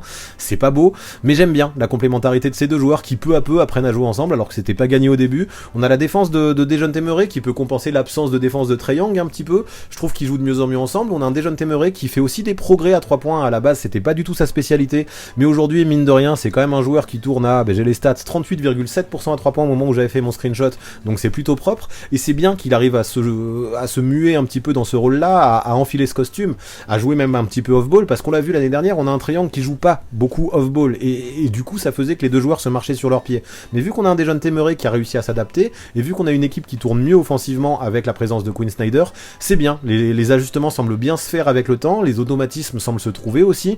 Attention quand même aux balles perdues, on a deux joueurs qui perdent pas mal de ballons, surtout un Trae Young qui en perd plus de 4 par match, et un Dejounte Murray qui en perd 2,5. Ça défend moyennement, mais Dejounte Murray peut défendre pour deux un petit peu dans ce duo, même si je retrouve pas forcément l'intensité défensive de Dejounte Murray qu'il a porté aux Spurs, mais mine de rien, voilà, on a un duo d'arrière et qui fait des bonnes stats d'arrière. Imaginez un arrière dans une équipe qui tourne comme ça à près de 23 points, plus de 8 passes, c'est plutôt propre, il prendrait quelques rebonds. Maintenant c'est l'adresse au shoot qui laisse à désirer, 42% au global et 32% à 3 points, c'est pas beau, mais pour l'instant on a un Trae Young qui est surtout responsable de ça, parce que Dejounte Murray, lui, il fait le taf au niveau des pourcentages. Trae Young, je pense, peut largement progresser sur ses pourcentages, il a jamais shooté aussi mal de sa vie, je pense qu'au fur et à mesure de la saison, ça va se régler ça, et ça me laisse un minimum enthousiaste concernant ce duo d'Atlanta. Concernant ce duo, pas trop d'hésitation non plus, parce que, attendez que je le chope, il est là, vous le mettez à 67% au 3e échelon, là où je l'aurais mis aussi, je trouve que ce duo a sa place à l'heure actuelle avec ces autres duos là. Vous étiez 13% à le mettre au tier 2, why not, je trouve que c'est un petit peu anticipé, il faut que ça prouve que ça peut marcher sur toute la saison avec Quinn Snyder, mais je pense qu'on peut être optimiste, comme je disais, avec un Trae Young qui va monter en puissance, même si j'attends plus de leadership de sa part. Par contre, je trouve que les 8% qu'il mettait au tier 5 en disant qu'il n'y a aucune chance, vous êtes sévère, ça je pense, et je l'ai lu dans le chat, c'est ceux qui croient pas en Trae Young. Pourquoi pas, moi j'y crois un minimum, et vous êtes 13% aussi à penser que c'est trop tôt. Pour moi il n'y a pas de trop tôt avec eux, c'était soit le tier 3 soit le tier 5, le tier 4 était pas trop envisageable, parce que ces deux joueurs ils approchent un peu de leur prime, et on peut pas non plus imaginer une très très grosse progression de leur part, même si effectivement trouver des automatismes ensemble et apprendre à jouer avec Quinn Snyder peut laisser un certain potentiel à ce duo, mais en attendant l'échelon 3 il me convient très bien je crois pour ce duo d'Atlanta. Ok, on passe maintenant au duo de Cleveland, composé de Donovan Mitchell et de Darius Garland, comme vous le voyez sur les photos. Et encore un duo de backcourt après le duo d'Atlanta, avec une vraie hiérarchie dans ce duo, avec un Donovan Mitchell qui est clairement le patron, un joueur qui tourne quasiment à 30 points par match depuis le début de la saison, et un Garland qui, depuis le début de la saison, alors j'allais le dire depuis le début de l'arrivée de Donovan Mitchell, mais non, parce que globalement l'année dernière il a fait une bonne campagne, même s'il a pas confirmé sa saison All-Star qu'il avait faite la saison d'avant, mais un Darius Garland qui peine un petit peu plus depuis le début de cette campagne, qui a été blessé, c'est un petit peu plus délicat, il est plus en retrait. Donc je trouve que maintenant, à Cleveland, alors qu'on pouvait encore avoir des doutes la saison passée, on a une hiérarchie qui est vraiment définie. En vrai, on n'avait pas déjà trop de doutes la saison passée, mais maintenant, on sait très bien que le patron, c'est Donovan Mitchell. Maintenant, ça reste quand même un backcourt qui est très talentueux offensivement, deux joueurs qui peuvent prendre feu, qui peuvent scorer beaucoup de points, même si Garland l'a pas encore fait cette année, mais quand même un backcourt qui manque beaucoup de défense. Maintenant, voilà, ça compense avec la grosse puissance de feu offensif que peuvent avoir ces deux gars. On a un Donovan Mitchell que je trouve plus lui-même pour sa saison 2 à Cleveland, qui vraiment assume son rôle de patron, maintenant pour le meilleur et pour le pire, c'est sûr, hein, mais qui reste quand même un gros joueur de basket et qui assume ce rôle plutôt bien, je trouve, globalement, même si je trouve que pour l'instant, on a des Cavaliers qui sont plutôt décevants, qui ont pas mal d'absences à gérer aussi, avec Jarrett Allen et Darius Garland qui ont manqué quelques matchs, comme on l'a dit, et un duo qui finalement, est surtout un duo de scoreurs, ça tourne à plus de 23 points par match, avec des pourcentages propres, hein. 47% au global et 35% à 3 points, c'est bien, sachant que les 35% à 3 points, c'est surtout Donovan Mitchell qui les apporte, parce que Darius Garland, pour l'instant, il est pas très réglé au shoot cette saison. Ça pourrait faire plus de passes, les deux font pas mal de passes, et Darius Garland qui passe un peu plus, mais Donovan Mitchell en fait plus de 5 par match aussi. Non, la défense manque un peu, mais offensivement, comme je disais, c'est un duo qui peut vraiment faire mal, quoi. Ok, pour ce duo, il y a eu des votes qu'à deux échelons, l'échelon 2 et l'échelon 3, et c'est l'échelon 3 qui l'a remporté avec 74% des votes à l'échelon 3, contre 26 à l'échelon 2. Et moi aussi j'aurais mis ce duo à l'échelon 3, effectivement. On a un duo qui est talentueux, en fait, cette équipe de Cleveland, c'est quand même vraiment une équipe qui est talentueuse, hein. Jarrett Allen et Evan Mobley pourraient se rajouter. J'ai préféré mettre Darius Garland dans le duo, parce que pour moi, c'est vraiment lui, le lieutenant de Donovan Mitchell à l'heure actuelle. Ce qu'ils peuvent faire en saison, c'est fort, comme j'ai lu dans le chat. Manque d'expérience en playoff. Donc ouais, pour moi, c'est vraiment sur un malentendu que ça peut aller au titre. On n'est pas sur du why not.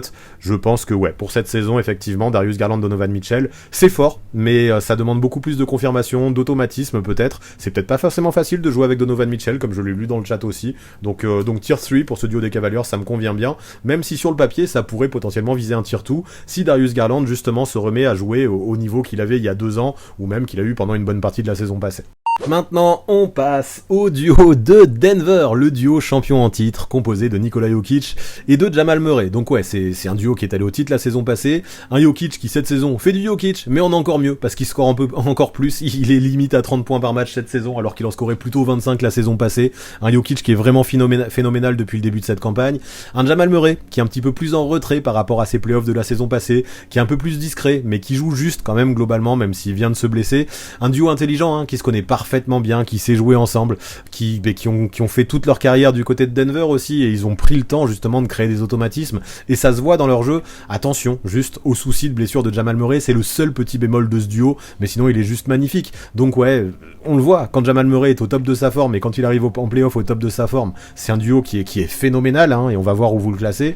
Voilà, c'est le seul petit bémol, c'est la blessure de Jamal Murray, mais si les deux sont à 100%, je pense que c'est difficile de faire mieux que ce duo, même si ce duo est surtout porté par Nikola Jokic, qui apporte quand même la majorité des stats, hein. C'est lui qui score le plus, c'est lui qui fait le plus de passes, c'est lui qui prend le plus de rebonds, c'est lui qui shoot le mieux aussi. Donc non, après à 3 points, c'est quand même Jamal Murray qui shoot le mieux. Mais sinon, dans toutes les autres catégories qui sont affichées, c'est Jokic qui porte le duo et de loin. N'empêche que à côté d'un Jokic qui est omniprésent comme ça, Jamal Murray est, je trouve, un lieutenant parfait qui apporte ce qu'il faut quand il faut, qui est clutch. Non, c'est vraiment un beau duo, et je crois que j'ai pas trop de doutes sur l'échelon auquel vous allez le classer. On va voir ça. Ok, pour ce duo des Nuggets, et pas trop de surprise, hein. 95% d'entre vous l'ont mis au tier 1, 5% l'ont mis au tier 2, mais c'est du tier 1 évidemment. Ce duo en playoff, c'est juste trop fort, ils l'ont montré l'année dernière, c'est super complémentaire. On a un Jokic qui est en mode meilleur joueur du monde, hein, tout simplement, un Murray qui le complète bien, leur jeu à deux il est phénoménal.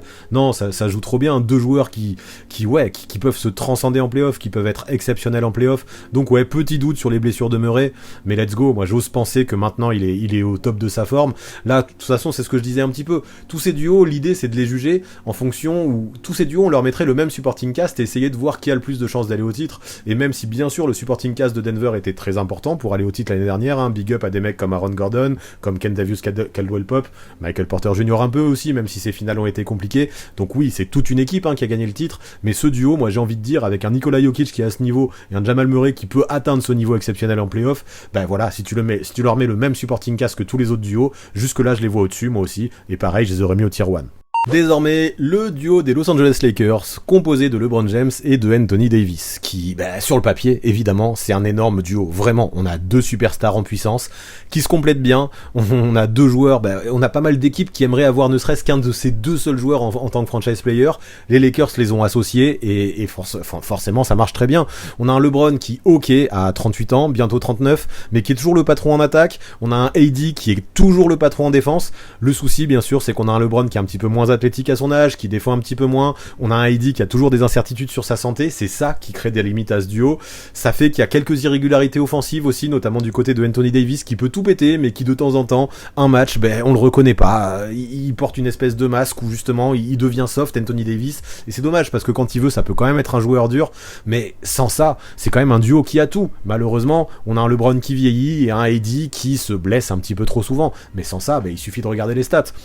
Si on fait le mix des deux, si on fait la moyenne des deux, vous le voyez, ce serait quand même un joueur qui tourne à plus de 23 points par match et plus de 10 rebonds, donc un gros double-double, qui tourne quasiment à 5 points par match, et qui a des pourcentages complètement hallucinants, plus de 50% au global. LeBron et AD tournent tous les deux à plus de 50%, c'est pas non plus des super shooters à 3 points, mais on voit que AD tourne à 33% depuis le début de la saison, et LeBron tourne à 37%, de toute façon AD il prend quasiment aucun 3 points, il tente moins d'un 3 points par match depuis le début de la saison, donc c'est surtout les pourcentages de LeBron qui sont affichés. Non, franchement, un duo qui sur le papier est très très très bon, qui présente quand même certaines petites limites, mais pareil, tu leur mets un supporting cast à côté qui vaut le coup, comme à tous les autres, et ça peut faire de grandes choses. Maintenant, comme je disais, il faut pas que LeBron vieillisse trop vite, ça je m'en fais pas trop pour ça, et il faut que AD reste en bonne santé et trouve un peu plus de régularité offensive, je pense. Ok, pour le duo des Lakers, nous avons une égalité, parce que vous êtes 50% à les avoir mis au tier 1, 50% à les avoir mis au tier 2, donc ça va être à moi de trancher.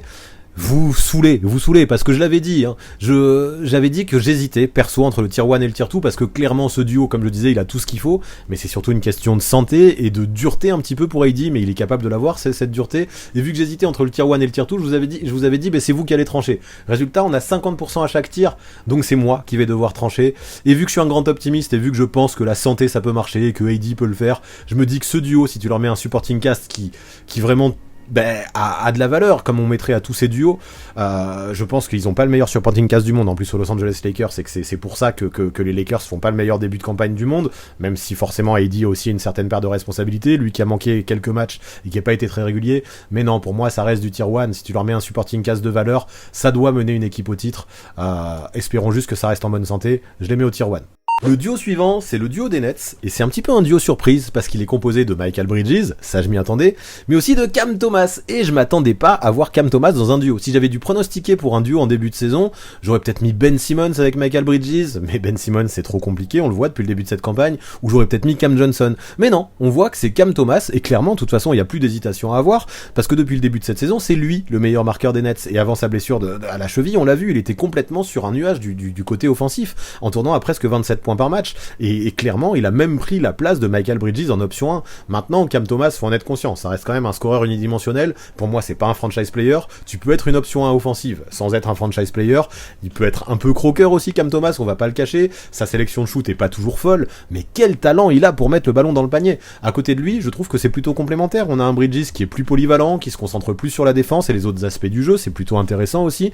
Il a aussi su prendre ses responsabilités au scoring en l'absence de Cam Thomas, même si pour le moment son adresse de loin est un petit peu compliquée. Non, vraiment, on a deux joueurs talentueux, un Cam Thomas très unidimensionnel certes, mais un Michael Bridges qui compense pas mal de choses. Maintenant, c'est quand même un petit peu limité, parce que ni l'un ni l'autre, je les verrais franchise player dans une équipe qui joue le titre. Donc oui, ça a des limites, ce duo. N'empêche qu'en termes de talent, c'est propre. Donc on va voir où vous les classez, j'ai ma petite idée, on va voir si ça correspond le sondage qu'on va mettre en place. Ok, pour le duo Michael Bridges, Cam Thomas, où je vous trouve un peu sévère, parce que la majorité des votes, c'est-à-dire 57% d'entre vous, vous les mettez au tier 5, donc tout en bas. Et j'aurais mis un tier fort pour être honnête, parce que ok, c'est vrai qu'il y a très peu de chance, et il y a aucune chance pour cette équipe d'aller au titre, en tout cas avec ce duo. N'empêche que j'aurais mis trop tôt. Moi j'aurais mis le tier fort, parce que je trouve que Michael Bridges a déjà montré qu'il pouvait faire bien mieux que ce qu'il montre cette saison offensivement. Cam Thomas, je connais pas son plafond, je pense qu'il peut mûrir aussi au fur et à mesure de la saison, ou en tout cas au fur et à mesure de sa carrière. J'aurais mis trop tôt, parce que je trouve que ce duo a le potentiel de faire mieux que ce qu'il fait actuellement. J'en attends bien plus de Mikal Bridges. Je pense qu'au scoring, il peut faire mieux que ses 20 points par match jusque-là. Donc ouais, let's go. Même si on a quand même un duo qui est très scoreur, hein, qui prend des rebonds, qui fait des passes et qui shoot plutôt bien, même si à 3 points, il y a quelques limites, parce que Cam Thomas croque pas mal à 3 points et Mikal Bridges n'est pas un shooter. Je l'aurais mis au tir fort. Je vous trouve un petit peu sévère, mais je respecte ce tir 5. Aucune chance. C'est vrai qu'il n'y a aucune chance, mais peut-être à l'avenir, je me dis. Le duo des Timberwolves maintenant, avec Anthony Edwards et Karl-Anthony Towns. Mais aujourd'hui, dans cette équipe de Minnesota, il y a plus de débat possible. C'était prévu au moment de la draft de Anthony Edwards, et encore c'était pas si évident que ça, mais en tout cas ça s'est de plus en plus confirmé au fur et à mesure de la carrière de Ant-Man. Aujourd'hui, le franchise player de cette équipe des Timberwolves, ce n'est plus Karl-Anthony Towns, c'est clairement Anthony Edwards. Et surtout, je le trouve excellent dans ce rôle. C'est lui qui porte l'équipe au scoring, même s'il fait encore quelques erreurs de jeunesse à 22 ans, qui joue un petit peu trop en ISO parfois, avec sa sélection de shoot, notamment sur ses mid-range ou dans ses ISO, est parfois mal dosé, mais peu importe. Là, je pinaille un petit peu parce que je trouve Anthony Edwards qui est vraiment excellent depuis le début de cette campagne. Et à côté, ce que j'apprécie, c'est qu'on a un Karl-Anthony Towns qui se redécouvre dans un autre rôle. Je vais pas comparer avec Brook Lopez qui lui était un attaquant en début de carrière et qui est devenu un grand défenseur, parce que Karl-Anthony Towns est encore un meilleur attaquant que Brook Lopez et toujours pas un aussi bon défenseur que Brook Lopez. Mais j'apprécie tous ses sacrifices. Il score moins, mais il participe différemment au jeu offensif. Il s'écarte, il fait des passes, il fait circuler le ballon. J'aime son rôle et ce qu'il apporte finalement du côté de Minnesota. Et surtout, comme je disais, la grosse surprise pour moi du côté de ce duo, c'est que les deux défendent. Anthony Edwards, au moment de sa draft, je pensais que jamais de la vie ça deviendrait un bon défenseur, et aujourd'hui il fait vraiment le taf. Karl-Anthony Towns, si vous connaissez le travail que je fais sur cette chaîne, vous avez dû m'entendre le critiquer maintes fois sur sa défense. Cette année, je le trouve très bon, et là je trouve que ce duo, pour l'instant au moment du live, il faut se rappeler en plus de ça que Minnesota est premier de la conférence Ouest, ce duo a les outils pour être performant des deux côtés du terrain, et ça on le savait qu'ils avaient les outils, mais cette fois-ci ils ont aussi l'envie de performer défensivement, et je trouve ça vraiment hypant. Je l'avais lu dans un article, je sais plus, je crois que c'est ESPN qui avait sorti un article comme ça, où, bon, peu importe, en tout cas, oui, il me semble que c'était ESPN, qui expliquait que ça pouvait être une sorte de remake de Dwayne Wade et de Chris Bosh des temps modernes, et j'avoue que même si j'aime pas trop les comparaisons, je trouve qu'il y a un petit peu de ça. Quoi qu'il en soit, on le voit, on a un duo qui score plus de 23 points par match, c'est lourd, qui prend des rebonds, plus de 7, même si c'est Karl-Anthony Towns qui prend le plus de rebonds, qui fait quelques passes aussi, parce que Anthony Edwards, mine de rien, il tourne à plus de 5 passes par match, avec, vu à quel point le jeu passe par lui aussi fait circuler la balle, mais on a un Towns aussi qui fait quelques passes également, et comme je disais, ça défend fort, ce duo il me plaît bien, et on va voir ce que ça dit dans le classement, et à quel échelon vous le placez, mais j'ai que du bien à dire quasiment sur ce duo, en tout cas sur ce début de saison. Alors, pour le duo des Wolves, vous êtes 57% à les avoir mis au tier 2 et c'est là que je les aurais mis aussi. Vous étiez 9% à les mettre au tier 1, pour moi c'est un peu tôt, il va falloir que ça confirme sur plus de durée quand même, parce que même si le début de saison est excellent, il faut que ça confirme sur la durée, mais ce début de saison excellent me donne envie de les mettre au tier 2, et si j'avais dû parier et pronostiquer quelque chose avant le début de la saison, jamais j'aurais pensé mettre ce duo aussi haut, donc tier 2 c'est déjà assez haut. Vous étiez 35% à les mettre au tier 3 sur un malentendu, je peux comprendre, parce que pour l'instant ils ont pas encore assez prouvé sur la durée aussi, mais comme je disais, vu ce qu'ils montrent des deux côtés du terrain et vu ce qu'ils montrent aussi dans la complémentarité et dans l'envie, pour moi en tout cas à ce jour, peut-être qu'ils me décevront par la suite, mais à ce jour ça mérite vraiment bien un tier 2 pour ce duo entre Ant-Man et Kat. On passe au duo des Warriors, entre Stephen Curry et Klay Thompson. Là, on parle d'un duo légendaire qui a gagné 4 titres ensemble, et ça va être difficile de se détacher de ce qu'ils ont fait par le passé pour les juger, je trouve. Parce que clairement, il n'y a aucun duo qui n'a gagné plus que ces deux-là, et qui ont accompli tant de choses ensemble parmi les duos dont on parle aujourd'hui. Donc là, on le voit sur le début de la saison, hein, on a un Curry qui a toujours un niveau de MVP, il a 35 ans, mais l'âge n'a que peu d'effet, on a l'impression, sur son niveau. Il continue à avoir une endurance de fou, il est phénoménal, vraiment, en ce début de saison. Il met des shoots dans tous les sens, il a une confiance absolue, et ça reste une légende du basket, hein, j'ai envie de dire.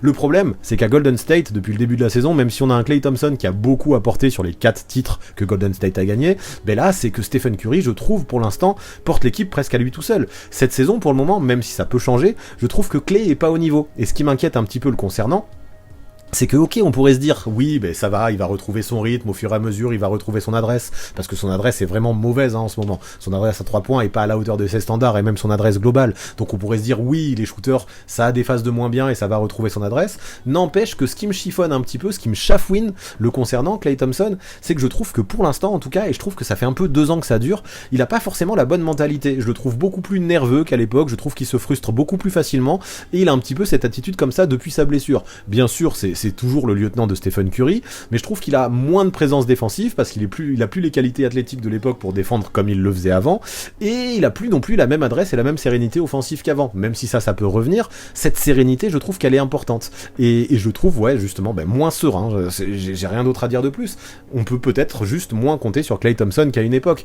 Donc ouais, on a un Stephen Curry qui porte quasiment, c'est triste à dire, hein, parce que Klay Thompson n'a plus le niveau qu'il avait, un Stephen Curry qui porte quasiment toute la charge de ce duo. Les stats sont vraiment dus à Stephen Curry, hein, parce que lui il tourne à plus de 30 points par match, et voilà, avec Klay ça diminue la stat moyenne à 23,6, ça score surtout, ça prend quelques rebonds bien sûr, hein, mais c'est pas là-dessus qu'on va vraiment juger ce duo, et les pourcentages sont excellents, hein, plus de 46% au global et 41% à 3 points, mais pour ça encore, merci à Stephen Curry. C'est pas un duo, c'est un Uno presque. Non, je suis méchant avec Klay Thompson là-dessus, mais je suis très déçu par l'apport de Klay Thompson en ce début de saison, et oui, j'espère pour ce duo et pour Golden State, qui retrouvera vite au moins son attitude et sa compétitivité qui manque, je trouve, actuellement cruellement aux Warriors.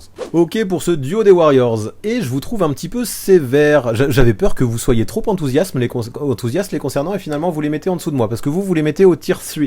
Vous êtes 55% à les mettre à l'échelon 3, vous étiez 23% à les mettre à l'échelon 2, là où je les aurais mis aussi, 14% à l'échelon 1, ça c'est trop dur, parce que Klay Thompson, en tout cas à l'heure actuelle, je trouve, n'a pas le niveau d'une option 2, et n'a pas le niveau d'un lieutenant. Par contre 9% au tier 5, aucune chance, ça je vous trouve vraiment sévère. C'est peut-être du troll, je vous trouve vraiment sévère. Quoi qu'il en soit, même au tier 3, je vous trouve un peu sévère.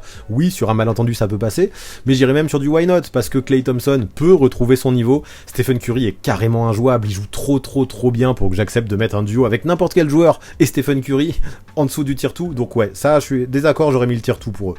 Maintenant, le duo des Grizzlies entre Ja Morant et Desmond Bane. Bon, pour eux, j'ai pris les stats de l'an dernier, tout simplement parce que Morant est suspendu et qu'il n'a pas encore joué cette saison, et je voulais pas prendre les stats de Bane cette saison qui pour moi sont un peu gonflés par le fait qu'il n'y ait pas de Ja Morant en ce début de saison et que ce soit Bane qui doive porter les Grizzlies pour l'instant. Donc pour eux, j'ai pris les stats de l'an dernier, et vraiment, on a un vrai duo intéressant, hein, avec un vrai côté Batman et Robin, Morant qui peut être en mode superstar, Bane en tant qu'assistant, en tant que lieutenant de luxe, deux scoreurs qui savent vraiment se compléter, parce que Bane est un shooter de loin, qui est un bon défenseur, et un Morant qui, on le sait, peut porter l'équipe sur son dos, que ce soit en saison régulière ou en play-off. Le souci et les doutes qu'on peut avoir les concernant, c'est quel niveau aura Ja Morant à son retour. On a un Bane aussi qui montre quelques limites en début de saison, il score mais un petit peu dans le vent, parce que Memphis gagne pas. On a une équipe qui est très décevante sur le début de la saison, et on voit que Bane n'a pas le niveau pour être un franchise player. Bien sûr, il a des limites, même si je le trouve très bon. À voir aussi, on peut avoir des doutes sur comment la hiérarchie se fera au retour de Ja Morant. Est-ce que Bane arrivera à redevenir un role player de luxe? Est-ce que Ja Morant arrivera à redevenir le franchise player qu'il était? Surtout dans une équipe qui forcément sera mal embarquée au vu du début de saison assez éclaté qu'elle est en train de faire. Maintenant, si on regarde les stats de l'an dernier, c'est quand même super propre. C'est quasiment du 24 points par match, c'est pas mal de passes, notamment grâce à Morant qui tourne à plus de 8 passes par match, c'est quelques rebonds aussi, des pourcentages qui sont très propres, 47% au global grâce à un Morant qui, pareil, attaque bien le panier, mais un Bane qui est bon aussi, qui, même si en ce début de saison il est moins adroit, sait mettre des shoots et a une bonne sélection de shoots, et surtout une vraie adresse à 3 points, parce que même si Morant n'est pas un shooter, Bane, en tout cas l'année dernière, compensait bien sur le shoot à 3 points. Encore une fois, moins de réussite pour lui cette année, mais quand même un duo qui, s'il n'y avait pas tous ces aléas un peu autour de cette équipe de Memphis qui pour moi parasite cette team, a toutes les qualités pour faire partie des meilleurs duos de la ligue. Malheureusement, il y a toutes ces histoires à côté qui font que j'ai des doutes les concernant, donc on va voir ce que vous en pensez et où vous les classez. Bon, pour le duo des Grizzlies, on a encore une égalité entre le tier 3 et le tier 4, 38% pour chacun de ces échelons. Il y avait 13% au tier 2 et 13% au tier 5, je les vois dans ni l'un ni l'autre. Par contre, tier 3 et tier 4, ça peut se battre, et encore pas vraiment, parce que tier 4, comme je disais, c'est pour les duos qui n'auraient aucune chance, mais pour lesquels il y a du potentiel et on pourrait espérer dans les saisons à venir. Pour moi, même si Bane et Morant restent quand même des joueurs jeunes et que bien sûr ils vont encore progresser, ils sont quand même déjà de très bons joueurs, des joueurs référencés. Je dis pas qu'ils ont atteint leur plafond, mais quand même pas loin, ils sont plus proches de leur plafond que de leur niveau plancher. Et donc pour moi, le tier 4, ça ne va pas. Et vu qu'il faut que je tranche entre le tier 4 et le tier 3, pour moi c'est tier 3, c'est sur un malentendu, parce que ce duo il est talentueux, pour moi il a déjà montré de bonnes choses et il peut faire de bonnes choses, mais il y a trop d'incertitudes, comme je disais, concernant les Grizzlies avec tout ce qui se passe hors terrain. Donc ouais, sur un malentendu ça pourrait passer. Trop tôt, je suis pas d'accord avec ça. Donc let's go le tier 3 pour ce duo des Grizzlies, ça me convient bien. Maintenant, le duo des Sacramento Kings. composé de De'Aaron Fox et Domantas Sabonis. Lui, ce duo, ça a été une des vraies bonnes surprises de la saison passée, avec un De'Aaron Fox qui est le patron au scoring et qui l'est encore, qui est énorme dans le domaine, et je trouve qu'il est encore en train de rentrer dans une nouvelle dimension, lui qui tourne autour de 30 points par match depuis le début de la saison, et un Domantas Sabonis qui fait tout le reste, et qui est très bon dans ce rôle-là, qui prend des rebonds, qui fait des passes, qui score aussi, lui aussi, il score 19 points par match. Maintenant, je trouve qu'en saison, ils ont tout plein de choses, ce duo, et vraiment tout plein d'éléments qui leur permettent de cohabiter, de jouer ensemble, même si la complémentarité est bonne, mais que je trouve que ça manque de défense. De'Aaron Fox défend bien, Domantas Sabonis, j'ai plus de doutes, et ça s'est vu, et ça c'est ce qui me fait un petit peu craindre concernant ce duo, c'est que je trouve que les limites défensives de Domantas Sabonis se sont vraiment vues en playoff l'année dernière. De là à dire que c'est pas un joueur qui peut jouer en playoff comme j'ai lu à certains endroits, j'irai pas jusque là. Quoi qu'il en soit, c'est un petit peu embêtant. Ces limites défensives, elles m'enquiquinent du côté de Domantas Sabonis. Maintenant voilà, c'est un duo qui est surtout porté vers l'attaque, mais n'empêche que même si j'ai quelques incertitudes les concernant les playoffs à cause du niveau défensif de Domantas Sabonis, je trouve très complémentaire et très intéressant, plein de talent aussi, et même si ça va peut-être pas beaucoup progresser encore une fois, parce que là De'Aaron Fox il est je pense en train d'atteindre son plafond, c'est quand même super c'est quand même super cool d'avoir deux joueurs comme ça dans une équipe comme Sacramento. Ok pour De'Aaron Fox et Domantas Sabonis, on a un petit désaccord encore une fois. Pourtant c'est sûrement moi qui doit me tromper parce que vous êtes une grande majorité à les mettre au tier 2 à 71%, donc 71% why not, ça peut aller au titre, et je suis désolé mais là on parle quand même d'un titre NBA, et c'est vrai qu'on a déjà mis Anthony Edwards et Karl Anthony Towns, mais je crois que j'ai plus de certitude concernant Anthony Edwards et Karl Anthony Towns que concernant De'Aaron Fox et Domantas Sabonis, que je trouve quand même un peu tendre, que je trouve que ça manque de défense, je trouve que ça montre des incertitudes en playoff. Je les aurais mis au tier 3, pour moi c'est plus sur un malentendu ça peut aller au bout, mais en mode why not ça peut gagner un titre, je trouve ça anticipé pour ce duo des Kings. C'est sûrement moi qui me trompe et qui les sous-estime vu que vous êtes une grande majorité à les mettre au tier 2, mais je les aurais mis au tier 3 personnellement. Le duo suivant dont on va parler, c'est quand même un énorme duo, le duo des Celtics, composé de Jason Tatum et Jaylen Brown. Là, ça fait longtemps, on va pas le cacher, que ce duo est considéré comme l'un des tout meilleurs de la NBA.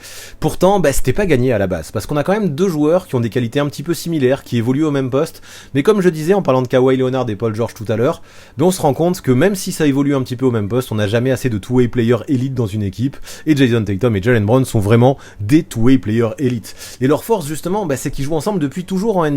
Ils se complètent bien, ils se connaissent parfaitement, ils apportent des deux côtés du terrain, et quand il y en a un qui passe à côté, l'autre est souvent très bon, et ça j'apprécie. Et quand les deux sont bons, Boston devient complètement imbattable, ou presque.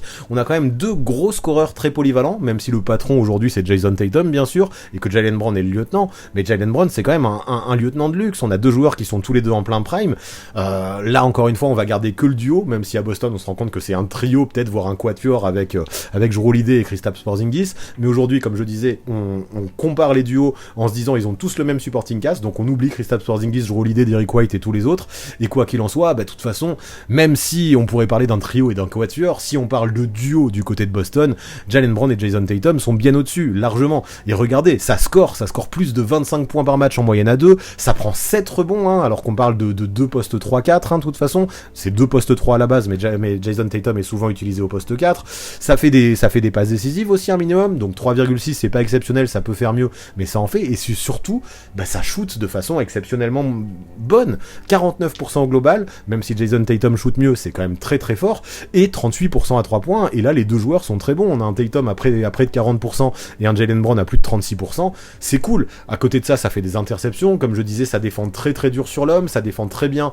dans une défense collective aussi, ça sait se placer, ça sait venir en aide, ça sait compenser, ça joue intelligemment des deux côtés du terrain. Non, vraiment, comme je disais, c'était pas gagné à la base au moment de leur draft et au moment de leur première association, mais aujourd'hui, même si on a eu des doutes par le passé, rien à dire, je trouve que Jason Tatum et Jaylen Brown fonctionnent super bien ensemble. Et bien pour le duo de Boston, pas trop de surprise, aucune surprise même, parce que c'est une unanimité absolue, vous êtes 100% à les mettre au tier 1, et pas de doute, je ne vois pas comment mettre ce duo ailleurs qu'au tier 1, ça a fait finale NBA il y a 2 ans, finale de conférence l'année dernière, ça se place toujours bien en playoff, ce duo il porte l'équipe depuis des années, il a fait ses preuves aussi bien en saison qu'en playoff, tier 1 no-brainer, vous êtes d'accord avec ça, Jason Tatum et Jaylen Brown, ils gagnent cette place au tier 1 sans problème et sans hésitation.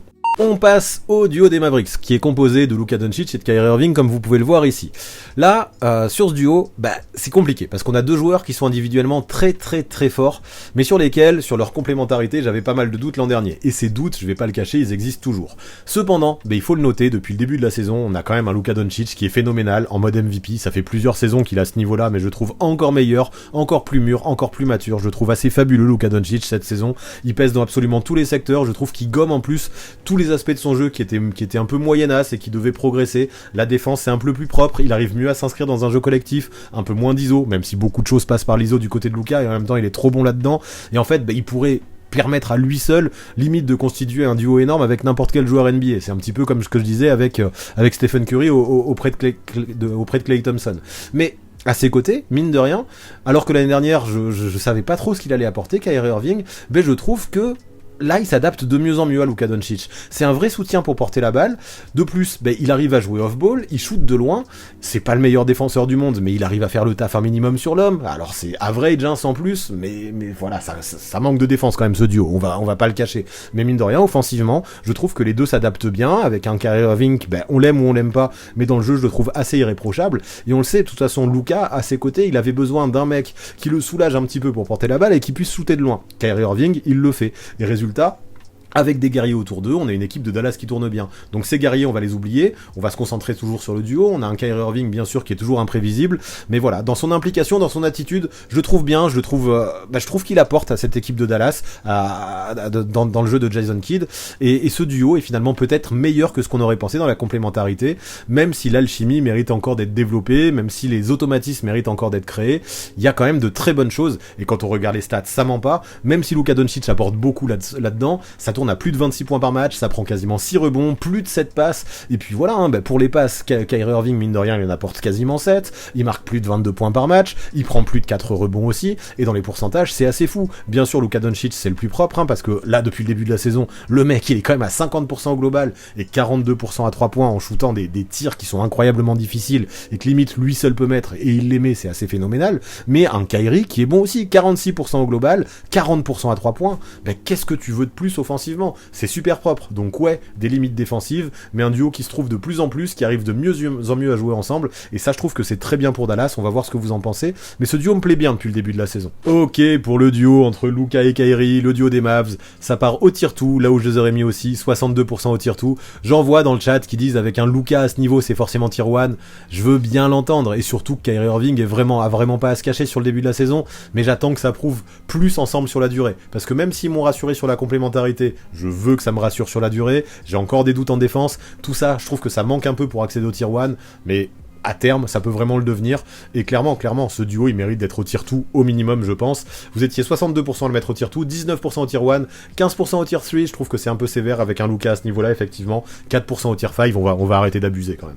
Le duo de Milwaukee maintenant, composé de Giannis Antetokounmpo et de Damian Lillard, qui a clairement été formé cet été dans l'objectif et dans le but d'écraser complètement la ligue, et offensivement on le voit, les qualités elles sont complètement folles pour ces deux joueurs, et le pick and roll par exemple est complètement incroyable entre les deux, avec deux joueurs qui se complètent dans leur qualité, avec un Giannis qui domine complètement la peinture, et un Lillard qui lui peut assurer au périmètre, créer un petit peu le jeu, faire des passes et le trouver. Franchement, offensivement, au moins sur le papier, ce duo a tout pour être complètement élite. Il y a une grosse alternance quand ils sont sur le terrain entre le jeu extérieur et le jeu intérieur, et c'est très difficile à stopper pour les défenses adverses. Enfin, quand tu mixes, je trouve, cette espèce de présence intérieure de Giannis Antetokounmpo et ce range exceptionnel de Damian Lillard, ça oblige à écarter les défenses complètement partout, et ça devient complètement indéfendable. Maintenant, attention à la défense quand même, c'est le gros souci des Bucks en ce début de saison. Lillard, c'est pas Jrue Holiday, et s'il ferme pas le premier rideau, Giannis doit trop en faire en contrepartie pour compenser tout seul, et ça fait que les Bucks ont eu peut-être un petit peu de retard à la en début de campagne, en début d'exercice. N'empêche que là, on voit que du côté des Bucks, ça commence à tourner de plus en plus. Ça tourne très fort, de toute façon, quand on regarde les stats. Quasiment 27 points par match, 7 rebonds aussi. Les deux scores, on a un Giannis quasiment à 30 points par match et un Lillard à quasiment 24. Les rebonds, bien sûr, c'est plus Giannis qui les prend, mais Lillard en prend quasiment quand même plus de 4 par match. Les passes, c'est plutôt Lillard, qui en fait presque 6 par match, mais Giannis en fait quand même plus de 3 aussi. Voilà, donc Giannis défend, Lillard ne défend pas. Les deux sont quand même très adroits, très adroit, non, je dis des bêtises, c'est surtout Giannis. Il peut être très adroit, Damian Lillard, mais sur ce début de saison, c'est pas le cas. C'est pour ça que le pourcentage à 3 points est aussi bas. Donc c'est Giannis qui compense, parce que Lillard, depuis le début de la saison, c'est 38% au shoot au global et 28% à 3 points. C'est ridiculement bas, mais je pense que ça va s'améliorer au fur et à mesure qu'il trouvera ses automatismes avec Antetokounmpo. Et voilà, donc ouais, pour les pourcentages au global, merci Antetokounmpo. Pour les pourcentages à 3 points, je pense que ça peut se régler. La défense, je suis moins sûr de ça, à voir ce que donnent les automatismes, mais globalement, c'est quand même un duo qui reste très complémentaire et qui, offensivement, peut juste tout péter. Et ça, je pense que ça peut lui apporter des points quand on va le classer dans les échelons. Pour le duo des Bucks, pas trop d'hésitation, vous êtes 84% pardon, à les mettre au tier 1 et vous étiez 16% à les mettre au tier 2, aucun vote pour les autres tiers et c'est normal. Je les aurais mis au tier 1 aussi, bien sûr j'ai quelques incertitudes sur la défense de Damian Lillard, mais sur le papier c'est tellement insane et même si l'adresse de Damian Lillard n'est pas au rendez-vous pour l'instant, je vois pas un monde où ça va pas progresser au fur et à mesure de la saison. Ce duo il a été construit pour gagner le titre, je pense qu'il est capable de faire de grandes choses, donc tier 1 moi aussi pour ce duo entre Giannis et Lillard, on est assez d'accord, même s'il y en a 16% qui l'auraient mis au tier 2 parce que le début de saison est compliqué et je vois que dans le chat certains n'y croient pas vraiment, j'ai du mal à ne pas y croire. Ce duo je pense qu'il va fonctionner, donc tier 1. Maintenant, le duo des Sixers, composé de Joel Embiid et de Tyrese Maxey, et là encore on a une petite surprise, parce que à la base, le duo ça devait être Joel Embiid et James Harden, et au final, James Harden est parti, il a demandé son transfert, et on a un Tyrese Maxey qui est en train de prendre une dimension complètement incroyable du côté de Philadelphie en ce début de saison. On a Embiid, qui est égal à lui-même, grosso modo, avec ses qualités et ses défauts, mais un gros apport au scoring, un niveau de MVP, il pèse dans tous les secteurs, en tout cas en défense aussi, c'est un très gros protecteur de cercle, il prend des rebonds, il fait même plus de passes qu'à l'accoutumée, lui qui tourne à quasiment 6 passes par match depuis le début de la saison, j'ai l'impression qu'il s'éclate dans le dispositif de Nick Nurse, avec le ballon qui tourne plus, avec un Embiid qui est moins obligé de garder la balle en prise à deux, qui peut la lâcher plus vite, des joueurs qui circulent mieux autour de lui. Pour l'instant j'ai l'impression que tout le monde y trouve son compte du côté de Philadelphie, et Joel Embiid justement ne fait pas exception à la règle. Par contre, la grosse surprise, c'est le niveau qu'est en train d'attendre Maxey, et encore grosse surprise, pas tant que ça, parce que rappelez-vous, Drew Hanlen, son coach, j'aime bien la répéter cette anecdote, disait qu'il serait déçu si Maxey tournait pas à 25 points par match sur cette saison. Résultat, est-ce qu'il va réussir à maintenir ce niveau? J'en sais rien, mais pour l'instant il est quand même à plus de 27 points par match, il assume son rôle de lieutenant à la perfection, lui aussi s'éclate dans le basket de Nick Nurse, il s'éclate dans ce jeu en mouvement, lui qui est très rapide, qui peut courir un petit peu partout, dans ce jeu où on fait vivre le ballon, et surtout on a un Maxey qui prend d'énormes shoots, des trucs, tu te demandes pourquoi il prend ses shoots, des fois il shoot du logo, et finalement il a un range exceptionnel, une très bonne adresse à 3 points, et sur ce début de saison il semble tout simplement sur une autre planète. Avant le retour de Booker de blessure, c'était tout simplement le duo qui scorait le plus de points en NBA. Ils ont déjà eu un trophée de joueur de la semaine chacun, c'est propre, et c'est peut-être enfin le duo que recherche le process. Il y a eu plein d'essais, on a eu du Ben Simmons, on a eu du James Harden, on a eu du Jimmy Butler aussi si on monte plus loin, même s'ils sont passés à un match d'aller en finale de conférence, mais c'est peut-être ce duo-là dont a besoin le process, c'est peut-être celui-là, le duo qui va être le meilleur de la période process, même si bien sûr Nick Nurse est aussi une clé là-dedans. Donc maintenant il y a encore des questions, est-ce que Embiid il peut enfin se comporter en leader en playoff? Il y a des doutes, est-ce que Maxey peut continuer sur ce niveau-là pendant toute la saison et maintenir ce niveau en playoff? Je pense qu'en playoff il est capable, mais maintenant à ce niveau exceptionnel c'est quand même chaud, il y a des doutes aussi, à voir. N'empêche que sur ce début de saison ce duo est exceptionnel, ça tourne quasiment à 30 points par match de moyenne à eux deux, ça prend plus de 6 rebonds, ça fait plus de 6 passes, ça shoot extrêmement bien, on est limite à 50% au global et 40% à 3 points, c'est fort. Pour ça, on remercie surtout, on remercie personne. On a Embiid qui a 50% au global, on a Maxey qui a 48,6, Embiid qui shoot à 30% à 3 points mais qui en prend que 3,5 par match, Maxey qui lui en prend quasiment 8 par match, qui a 43% à 3 points, c'est une dinguerie. Les deux scorent énormément, Maxey prend quand même 5 rebonds par match qui vont avec les 11,5 de Embiid, les deux font, Maxey c'est presque 7 passes par match, Embiid c'est presque 6 passes par match. Non, vraiment, c'est présent partout. Ce duo, il est très bon depuis le début de la saison. Maintenant, il y a des doutes. Donc on va voir comment vous les classez en prenant en compte tout ça. Mais sur ce début de saison, c'est plutôt fort du côté de Philadelphie. Ok, pour le duo des Sixers, écoutez, vous êtes plus enthousiaste que moi parce que vous êtes 52% à les mettre au tier 1. Moi, je les aurais mis au tier 2 comme 45% d'entre vous. Après, il y a 3% qui les auraient mis au tier 3, ça je trouve ça un petit peu abusé. Moi, je les aurais plutôt mis au tier 2 parce que j'ai encore quelques doutes sur Embiid en playoff. Est-ce qu'il va pouvoir maintenir son niveau de jeu? Est-ce qu'il va pouvoir vraiment s'imposer en leader? Est-ce que Maxey va continuer à ce niveau exceptionnel? C'est ces doutes-là qui m'auraient fait les mettre au tier 2. Vous les mettez au tier 1 à 52%. Je vous trouve très enthousiaste. Comme vous le dites, alors je l'ai vu dans le chat, vous dites là, sur le début de la saison, les deux, pour l'instant, ils sont titulaires All-Star. J'irai pas jusque là, mais Maxey, en tout cas, pour l'instant, il est All-Star sur le début de cette saison. Mais trop de doutes. Moi, perso, je les aurais mis au tier 2. Vous les mettez au tier 1, je vais pas m'en plaindre, mais pour moi, ouais, Maxey Embiid, c'est plutôt du tier 2. Donc voilà, tier 1, ça me va très bien, on les laisse là, et c'est un petit désaccord, comme il y en a eu d'autres dans ce live.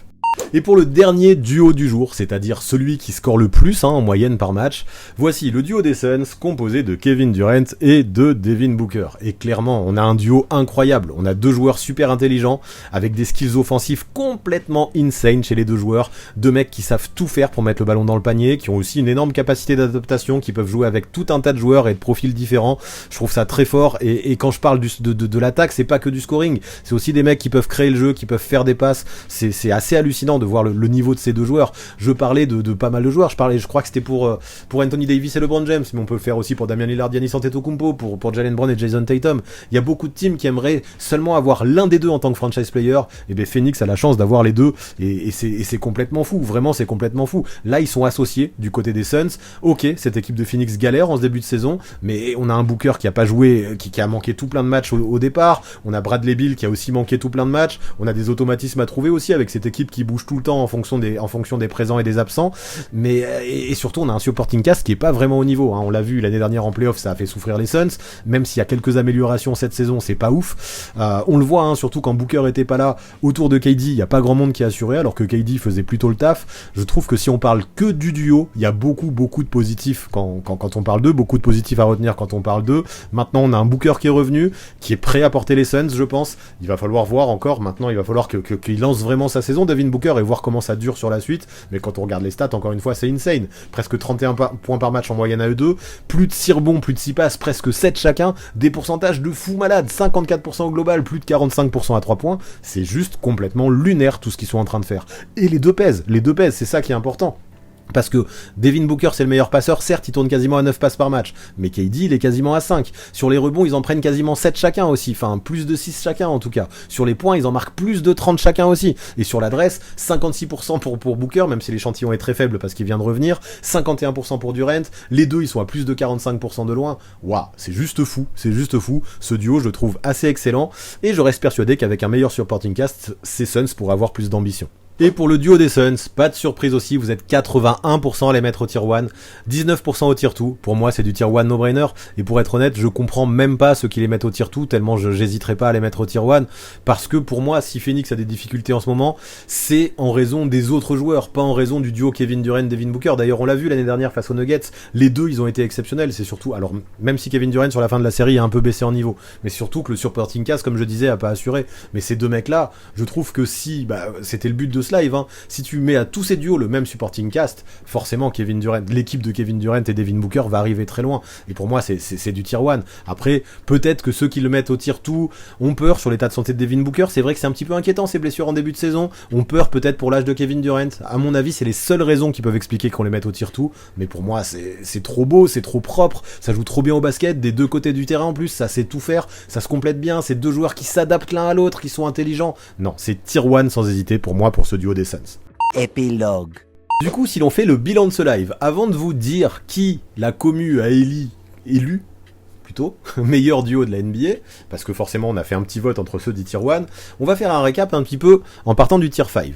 Donc dans les duos qui ont aucune chance, Cade Cunningham, Jalen Duren au tier 5. Allez, maintenant avec du recul, je disais que moi c'était du tier 5, et franchement quand je vois le peu et le nombre de gens, le nombre de mecs qui est au tier 4, franchement si on n'en met pas plus au tier 4 ça va être déséquilibré, et je serais d'accord potentiellement pour les mettre au tier 4 si on met du Victor Wembanyama, Devin Vassell ici, du Paolo Banchero, Franz Wagner ici, et pour moi c'est quand même en dessous du duo d'Indiana. Donc je serais ok pour les mettre au tier 4. Sengun, Jalen Green, je pense que je les laisserai au tier 5. Scottie Barnes, Siakam, c'est que ce duo, j'ai l'impression qu'il va pas rester ensemble à l'avenir. Donc j'ai du mal à dire que c'est trop tôt. Mais en vrai, si Scottie Barnes continue sa progression et que Siakam arrive des sacrifices, ça peut-être être le tier 4. Pourquoi pas aussi les faire monter d'un cran. Kyle Kuzma, Jordan Poole, ça reste au tier 5. Je crois que Jeremy Grant aussi, Shadon Sharp, ça reste au tier 5 pour l'instant. Lauri Markkanen, Jordan Clarkson, trop limité aussi. DeRozan, Lavine, c'est dommage, hein, parce qu'on disait, les deux ont des qualités, mais du côté de Chicago, ça fonctionne pas, donc c'est du tier 5 aussi, je pense. Lamelo, Terry Rozier, ça reste au tier 5 aussi. Et je pense que Cam Thomas, Michael Bridges, je les aurais mis au tier 4 aussi. Donc assez d'accord sur ce tier 5. Maintenant que je sais un petit peu, et qu'on a un peu parlé de tout le monde, j'aurais potentiellement mis eux au tier 4, mais c'est dur, trop tôt peut-être, parce que Cade Cunningham peut vraiment progresser, Jalen Duren aussi, il y a du potentiel. Celui-là j'y crois moyen, mais pourquoi pas, même si je pense qu'il n'y a aucune chance qu'ils restent ensemble, mais si Scottie Barnes continue à progresser, why not. Et là, comme j'expliquais tout à l'heure, pardon, je fais des bêtises sur mes visuels, je pense que Cam Thomas et Michael Bridges, vu que Michael Bridges peut continuer à performer et Cam Thomas on connaît pas son plafond, je pense que ça pouvait discuter aussi pour le tier 4. Donc voilà ce que j'aurais eu tendance à faire ici. Pour le tier 3, pour le tier 4, bon, on peut continuer, hein, mais Victor, Devin Vassell, comme je le disais, moi j'aurais plus eu tendance à les mettre au tier 5 à la base, mais si Victor continue à progresser, allez, on peut dire que c'est trop tôt, pourquoi pas, c'est juste peut-être, quoique, j'allais dire, je crois pas en Devin Vassell, mais il a du vrai potentiel aussi. Banchero, Wagner, ça me va bien de les mettre ici. Par contre, Haliburton et Miles Turner, je pense que je leur ai trouvé une petite place au tier 3, même si on peut dire que c'est un peu trop tôt parce qu'ils vont progresser, mais je pense que moi je peux les mettre ici un peu, parce que j'aime vraiment ce qu'ils montrent, notamment du côté d'Haliburton, mais même Miles Turner, je les trouve complémentaires, et je les aurais mis là, personnellement. Pour les autres du tier 3, Julius Randle, Jalen Brunson, je les laisse là. Zion Williamson-Ingram, c'est très bon sur le papier, mais trop d'incertitudes, je les laisse là. Shai Gilgeous-Alexander, Chet Holmgren, je les laisse là aussi, mais ça peut clairement viser plus haut l'avenir, et ça peut vraiment progresser en cours de saison. Dejounte Murray, Trae Young, je les laisse là aussi. Donovan Mitchell, Darius Garland, c'est pareil, je suis un peu déçu de Garland, et Mitchell, j'ai encore des doutes sur son individualisme et sur la défense de ce duo, ça pourrait viser plus haut, mais je les laisse là. Comme je disais, Stephen Curry et Klay Thompson, je les aurais peut-être montés au tier 2 personnellement. Même si Klay Thompson est très très décevant depuis le début de la saison, je trouve qu'on a un Stephen Curry qui marche tellement sur un nuage que je refuse de les mettre sur un malentendu. Je pense que les Warriors peuvent toujours gagner sur un why not. Et Morant Bain, très talentueux c'est sûr, mais trop d'incertitudes autour des Grizzlies et autour de la situation de Morant pour les mettre plus haut, ça me va aussi le tier 3. Donc pour l'instant je ferai ça. Au tier 2, Butler Adebayo, c'est pas mal, mais quand je vois qu'il y a du Maxi Embiid, je me dis qu'on pourrait presque le mettre au tier 1, mais vu que Maxi Embiid je vais les descendre, ça ira là. D'ailleurs je vais les descendre tout de suite, comme je vous le disais, moi c'est plutôt du tier 2 Embiid Maxi pour le manque de constance en playoff et les incertitudes que j'ai sur Joel Embiid, son leadership et sur la faculté à Maxi de conserver ce niveau. Ceux-là on vient de les placer. Luka Doncic, Kyrie Irving, je demande plus à voir sur la durée, mais ça peut viser le tier 1 aussi assez vite. Fox, Sabonis, trop d'incertitudes les concernant en playoff, donc tier 2 ça me va bien. Edward Stans, comme je disais, ça me va bien aussi de les mettre au tier 2. Kawhi Leonard, Paul George, trop de blessures, même si potentiellement ça c'est capable de viser un tier 1, ça me va bien aussi. Et Butler Adebayo, pour moi c'est quand même peut-être avec Embiid Maxi, et encore trop, ils ont montré trop de bonnes choses en playoff ensemble. Pour moi, c'est peut-être le meilleur, même c'est quasiment sûr le meilleur duo de ce tier 2, le duo Butler-Adebayo. Si on avait un que j'avais mis au tier 1, je pense que j'aurais mis plus celui des Heat que celui des Sixers actuellement. Et au tier 1, Jokic Murray, forcément, c'est énorme, ça sort d'un titre, donc ça va au tier 1. LeBron, Anthony Davis, ils ont pas le supporting cast rêvé, mais ensemble, ils sont quand même très forts, à condition que Davis reste en bonne santé et joue pas trop soft. Jalen Brown, Jason Tatum, pas de doute, on le sait. Giannis Antetokounmpo, Damian Lillard, on connaît les irrégularités qu'il peut y avoir dans le jeu de Lillard depuis le début de la saison et son absence de défense, mais je continue à penser que ça va cliquer, donc je les laisse au tier 1. Devin Booker, Kevin Durant, vous les avez compris, je les trouve très forts, je les aurais mis au tier 1. Personnellement, si j'avais dû choisir moi, j'aurais mis ce duo comme le meilleur en NBA actuellement. Sauf que vous, c'est pas celui que vous avez pris, et on va en parler. Vous, je fais encore des bêtises sur mes visuels, je suis désolé pour ça. Vous avez choisi, comme podium, vous avez dit que le meilleur duo de la ligue, c'est Nikola Jokic, Jamal Murray, et tout ça, ça se respecte. De toute façon, tous respectés. En numéro 2, vous avez mis celui des Suns, composé de Booker et Durant, et en numéro 3, vous avez mis Jalen Brown et Jason Tatum. Et franchement, je suis assez d'accord avec ce classement. J'aurais peut-être juste inversé les Suns et les Nuggets, non pas que je veuille disrespecter le duo des Suns, des Nuggets, pardon. Il est excellent, Jamal Murray en playoff, c'est un monstre, Nikola Jokic, il est phénoménal, comme je disais, le meilleur joueur du monde depuis plusieurs saisons maintenant, donc clairement il mérite d'être très haut, sauf que j'ai l'impression que les Nuggets par rapport aux Suns, les Nuggets peuvent vraiment compter sur un collectif, sur d'autres joueurs de rôle comme Aaron Gordon, comme Kentavious Caldwell-Pope, comme on en a parlé tout à l'heure, comme Michael Porter Jr., comme tout plein de mecs comme ça qui vont venir apporter et permettre à ce duo de se sublimer. Mais là, comme on disait, on essaye de les juger en imaginant que tous ces duos auraient le même supporting cast, et quand je vois le niveau éclaté qu'avait le supporting cast de Booker et Durant cette année, et de voir que pour l'instant Bill apporte rien parce qu'il est jamais là, et que pour l'instant les remplaçants ont du mal, j'ai l'impression que si on parle que de duo, qu'on isole vraiment un duo, je les aurais mis peut-être un peu au-dessus, mais ça se discute parce que Jokic est tellement fort que c'est difficile de mettre quelqu'un au-dessus de lui, et Murray est tellement fort en playoff aussi, mais Booker est trop fort, Kevin Durant est trop fort, ils sont trop beaux à voir jouer offensivement, on les aime pas, hein. Je sais qu'il y a beaucoup de haters de KD, mais peu importe, c'est deux mecs qui savent tout faire, donc voilà. Ça se discute, mais mon duo favori, si on isole vraiment des duos du reste de l'équipe, ce serait celui des Suns. Vous, c'est celui des Nuggets. Franchement, tout se justifie. Tous ceux qui ont voté celui des Celtics aussi, ça se justifie. Les Bucks et les Lakers n'ont pas eu beaucoup de voix parce que vous y croyez moins. Et voilà, quoi qu'il en soit, on arrive sur un beau tableau. Quelques désaccords, mais pas d'immenses désaccords. En tout cas, je trouve que tous vos votes ont eu du sens. Et quoi qu'il en soit, j'ai pris énormément de plaisir à faire ce live. C'était un vrai marathon. On a parlé de 30 duos, mais c'était super kiffant, super plaisant. Et pour ça, je vous remercie fort. Voilà pour ce qui est des meilleurs duos de la NBA, voilà pour ce qui est de ce nouveau Crystal Ball. Est-ce que ça vous a plu? Est-ce que vous êtes d'accord avec le tableau final? Quel est votre principal désaccord? Dites-moi tout ça dans les commentaires, ça m'intéresse à fond, et surtout donnez-moi qui pour vous est le meilleur duo de la NBA à l'heure actuelle. Et pour finir, tu connais, si la vidéo t'a fait kiffer, n'oublie pas le pouce bleu, et surtout n'oublie pas de t'abonner à cette chaîne si ce n'est pas encore fait, c'est méga important. Pour ça la team, je vous remercie tous très fort, et je vous dis à très vite.